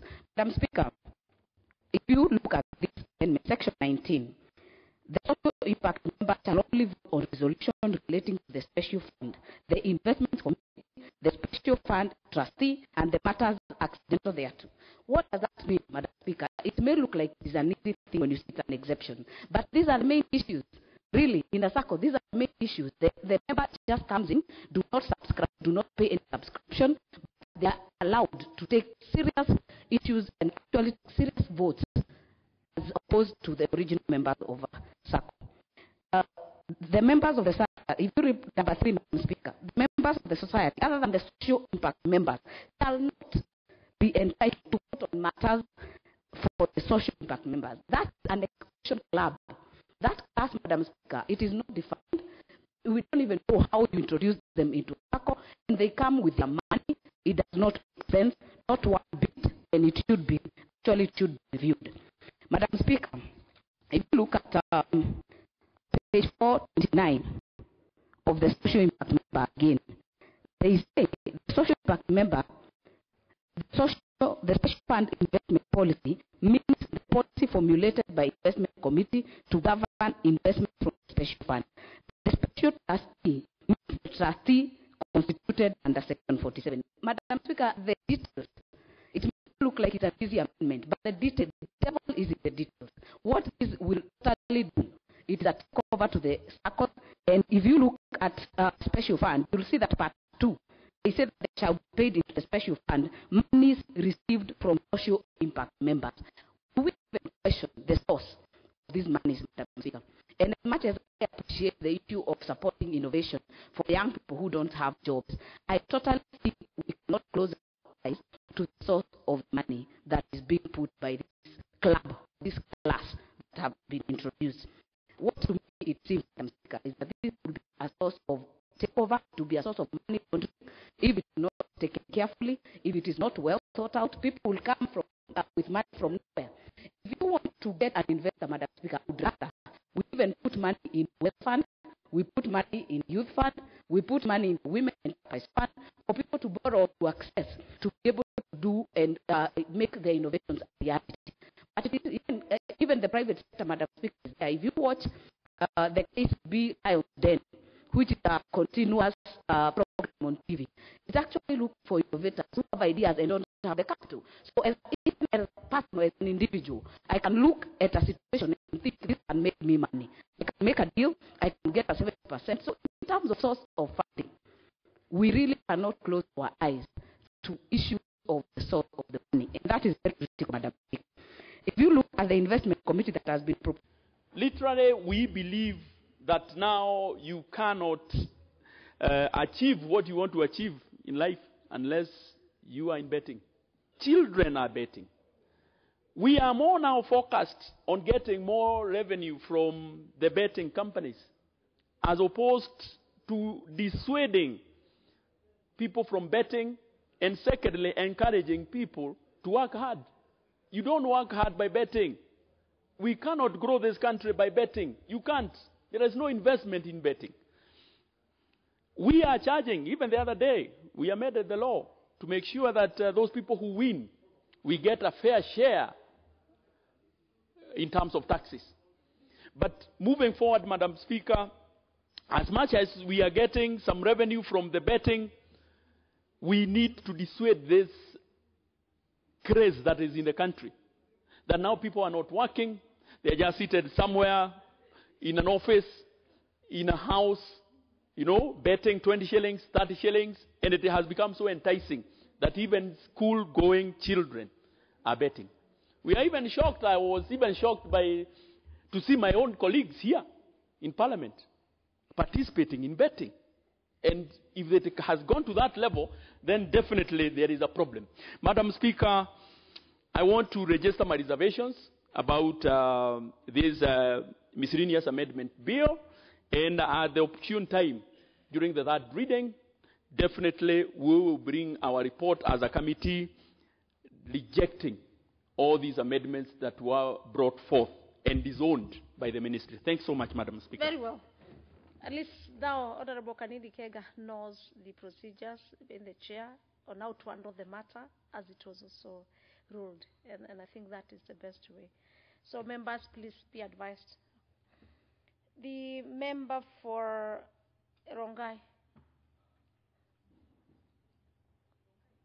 Yes. Thank you. Honorable Moi Kipruto. Yeah, thank you, Madam Speaker, for this opportunity. And it is good you did not listen to these other members, otherwise I would not be speaking today. Madam Speaker, from the outset, and I would like to comment on the SACCO amendment. Madam Speaker, from the outset, I oppose. I oppose because I'm a member of TIC. Chairman Mheshimiwa Kanini Kega has spoken, and we had done away with these amendments, Madam Speaker.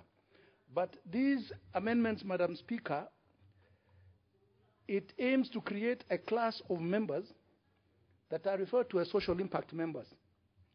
Now, these members, Madam Speaker, are not similar to the other ordinary members. These special members do not even subscribe to any shares in the mother SACCO, Madam Speaker. Social impact members shall, to the exclusion of other members, vote on issues that relate to a special fund. And Madam Speaker, this fund is created by these special members. The investment committee, which is also created by these members, Madam Speaker, and they should not be called social impact members. They should be called special members because they're not similar to the ordinary members of the mother SACCO. They create an investment committee, and this committee is run by them that oversees their investments. They also vote on issues to do with special fund trustees who actually oversee everything that goes on in that special social impact group. Now, Madam Speaker, what this means is that you have created a special group or class within SACCOs, creating disunity and discontent among ordinary members. Also to be amended, Madam Speaker, is the SACCO Societies Act, but we will not go so much into that because, as I see, this thing has been shut down. But, Madam Speaker, as a member of TIC, Trade, Industry and Cooperatives, we have not been able to ascertain, as the chairman of TIC has said, who the sponsor of this bill is or who the sponsor of these amendments is. The ministry is not aware. Various cooperative organizations are not aware. And to make it worse, Madam Speaker, when it comes to a major legislation such as this, they call it miscellaneous. But it is not miscellaneous. This is major, seriously major. Such as this one, no consultation was done. Cooperative organizations were not consulted. The general public were not consulted. No public participation took place. And in a report that has been tabled in this House, these amendments were discussed and thrown out. So we are extremely surprised that they have come back again through the back door. This, therefore, Madam Speaker, is a backdoor attempt, I think, by certain individuals to use the cooperative movement for even money laundering, because it will be possible to do that, because the other ordinary members have no stake in the social impact group. So even for issues like money laundering and eventually to destroy, I think, one of the largest cooperative movements in Africa, this, Madam Speaker, we will not accept. So with those few comments, Madam Speaker, I totally oppose. You oppose. The Honorable Member for Taveta constituency. You have the floor. Asante sana Mheshimiwa Spika. Ningependa nami pia kuzungumzia swala hii ya mabadiliko katika sheria zetu na kwa wingi ambao uwepo katika sheria hizi. Mheshimiwa Spika, nataka kuunga mkono wenzangu waliotangulia hapo mbeleni kusema kuwa tunahitaji kuwa kama tunazungumzia masuala ya mabadiliko yoyote, mabadiliko haya yasiwe zaidi ya sheria 5 zile ambazo ziko hapa nchini, kwa sababu ikiwa kitabu kizima sheria zimejazwa tele, basi wabunge hawana nafasi na hawana fursa ya kuweza kuangalia sheria hizi vile inavyotakikana, na mwisho inaishilia Wakenya wenyewe wanakimbilia kotini kwenda kupinga mabadiliko yale ambayo sisi tumeyatekeleza. Mheshimiwa Spika, ukweli ni kwamba swala ambalo linalozungumziwa haswa la kucheza michezo ya bahati nasibu na michezo ambayo mimi nikiangalia ni michezo ya kamari, swala hili ni swala ambalo linawagusa Wakenya kwa ujumla.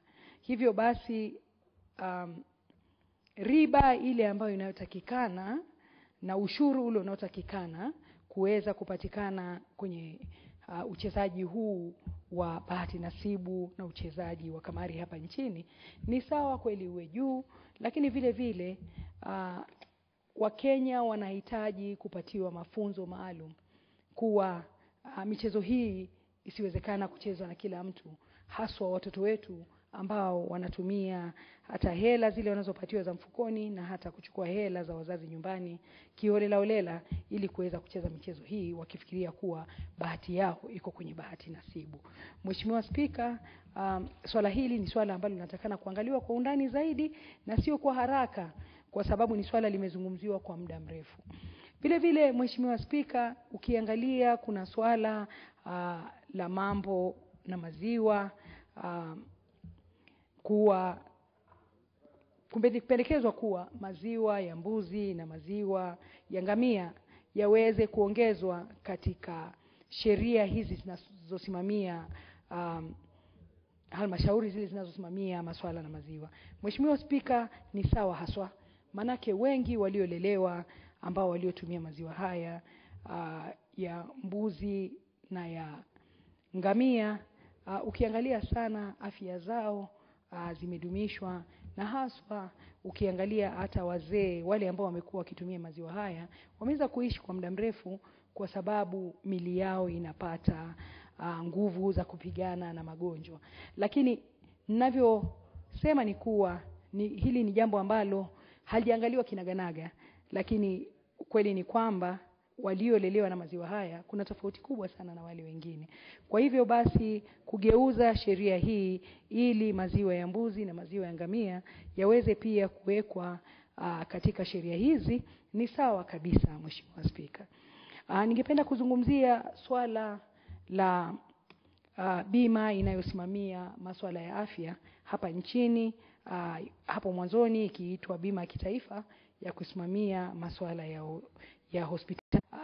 Faida haswa kwa mkulima kuna umuhimu, kwa sababu faida hii ikiongezwa kwa vyakula vyao vile vinavyotoka mashambani, basi bila shaka pia mkulima atapata faida kubwa. Mheshimiwa Spika, halmashauri inayosimamia madawa hapa nchini ni halmashauri ambayo inafanya kazi kwa karibu sana na serikali za ugatuzi.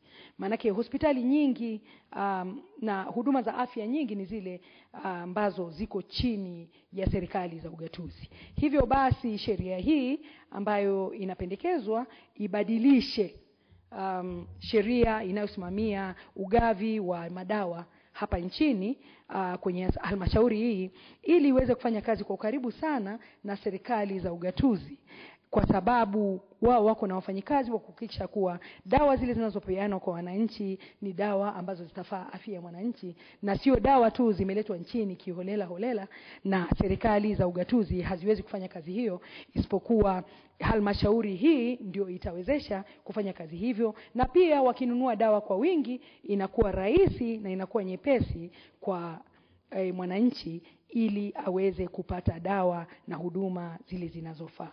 Mheshimiwa Spika, masuala ni mengi, lakini nikimalizia ningependa kuzungumza juu ya maendeleo na kuendeleza masuala ya kukuza na kulea samaki hapa nchini.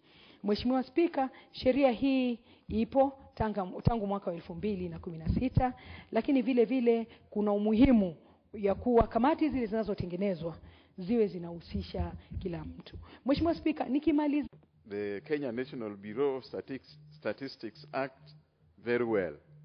Initially, the act was not fully covered.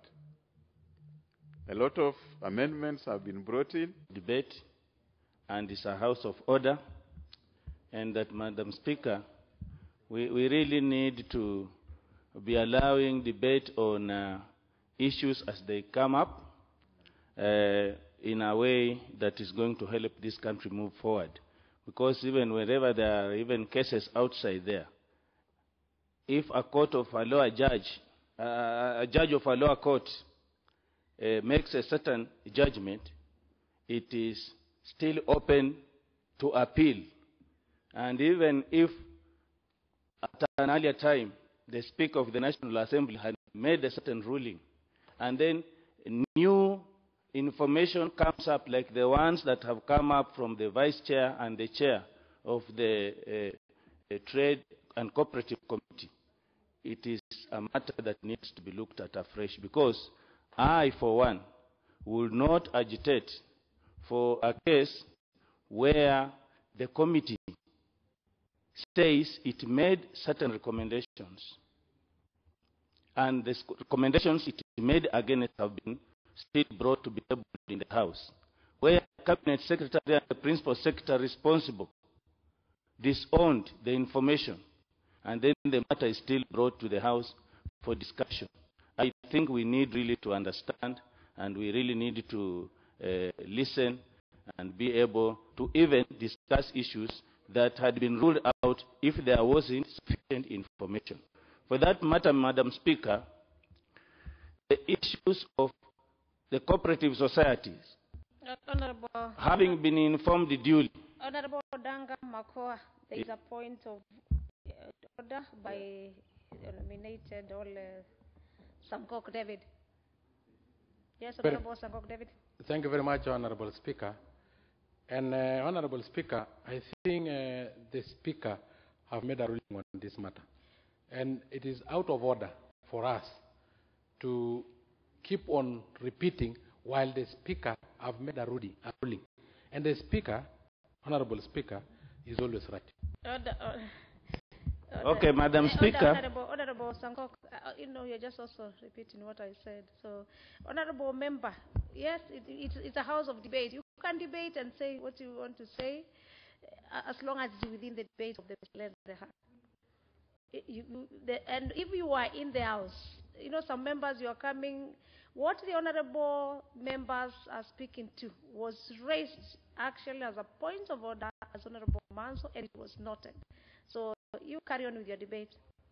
Thank you, Madam Speaker. Having said that, I want to oppose this amendment bill because I believe that when one item does not foot the bill, then the whole business needs to bench that we need. Then we need to go back and look at everything afresh, Madam Speaker. For instance, the issue of the National Hospital Insurance Fund. I even wonder why the title alone is changing to the Hospital Insurance Fund, and why the members of the board, these members who represent the very, very beneficiaries, like Kotu, like Kupet, like Kenya National Union of Teachers, and even the Federation of Kenya Employers, are being removed from this important board. It is like we want to go back to the old order of things. And in fact, it hasn't been like this for many years in Kenya. The workers are the people who make contributions. The workers are the ones who benefit from this very important fund. There is no reason why the members of KOTU and the other unions and even the Federation of Kenya Employers should be removed from the board. And that now the 5 members to replace them will be solely appointed by the Cabinet Secretary. Madam Speaker, we cannot accept to go back to the days of such operations in this country, and we say no, and I say no, and therefore I oppose. Therefore you oppose. In fact, now the Honorable Danga Makoa, you're doing the right thing. That is the house of debate, and the House takes a vote. And that is exactly what was ruled, that members, you take a vote if you oppose or you propose or you support. The member for Gatanga, next on my request list. Thank you very much, Madam Speaker, for giving me an opportunity to contribute to the Statutes Law Miscellaneous Amendment Bill. I'm interested in the amendment to the Procurement and Disposal Act. And if you look at the bill, most of these amendments are to be found here. And from the onset, I would like to oppose. When you look at the definition, page 521, the definition of procurement professional. The Act is saying that a procurement professional means a person who has professional qualifications in procurement or supply chain management from a recognized institution and is a member of the Kenya Institute of Supplies Management, established under the Supplies Practitioners Management Act, Act 207, number 20 of 207. This procurement professional is somebody who has tried to find for himself space over the years. If you look at the budget which you pass through this parliament, a lot of money goes towards infrastructure, where a lot of money is provided for energy, water, roads, and buildings. This act has omitted defining professionals within the infrastructure sector. The engineers who do our roads, the electrical engineers who do our power lines, the architects who do our buildings, and the quantity surveyors, and of course the pharmacists. They also provide that service, and I think it's a high time this definition was done away with. The other thing is that this procurement professional is supposed to be a member of the Kenya Institute of Supplies and Management, which is an association. It's not like what happens for the doctors. Those ones, they are regulated by the doctors and the Medical Practitioners Board, architects and quantity surveyors who are regulated by the Architects and Quantity Surveyors Board, or the engineers who are regulated by the Engineers Registration Board. So with this, you find that you can become a student member of the Kenya Institute of Supplies Management, and you call yourself a professional procurement officer. Having interacted with the public service, I can say that most of the... Yes, Honorable Member, rightfully, I was just talking about 6:30, we are moving... I have a balance of how many minutes tomorrow? So you will have a balance of 4 minutes, the Honorable Member for Gatanga. Thank you very much, Madam Speaker. But you should also be giving us time, the monos. The what? The monos. You're calling yourself the monos, the first. Yeah.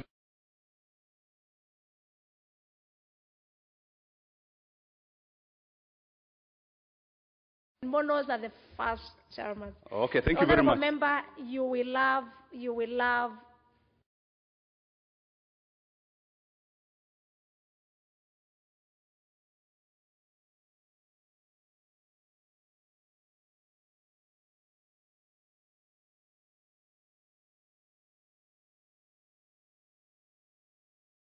for Lamu.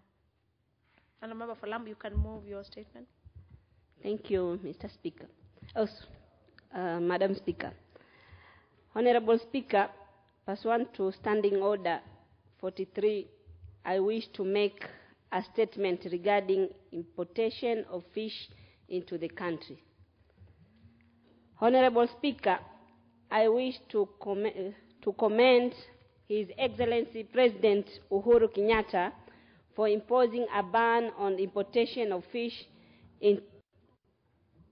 into the country. The fishing sector plays an important role in the national economy, contributing approximately 0.54% to the country GDP in the year 2013. This figure should be higher if the government puts much focus on this neglected subsector. Honorable Speaker, fishing sector promotes other industries such as net making, boat building, transport and sports, and economically supports about 80,000 people directly and indirectly 800,000 indirectly. Yet it is the most short-changed sector in the government reforms. Honorable Speaker, in 2015 in Lamu County, which I represent, produced an estimated 2,240 metric tons, valued at 420 million, against a potential of 40,000 metric tons, valued at 7.5 billion. What would have been the impact of 7.5 billion in the economy?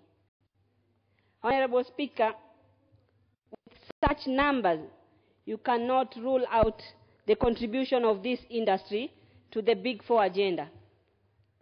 Therefore, the government should take advantage of available data on percentage of fish produced per region and build fish processing plant in strategic region to ensure maximum return to the fishers. Honorable Speaker, why would fish produced in Lake Victoria be processed in Thika?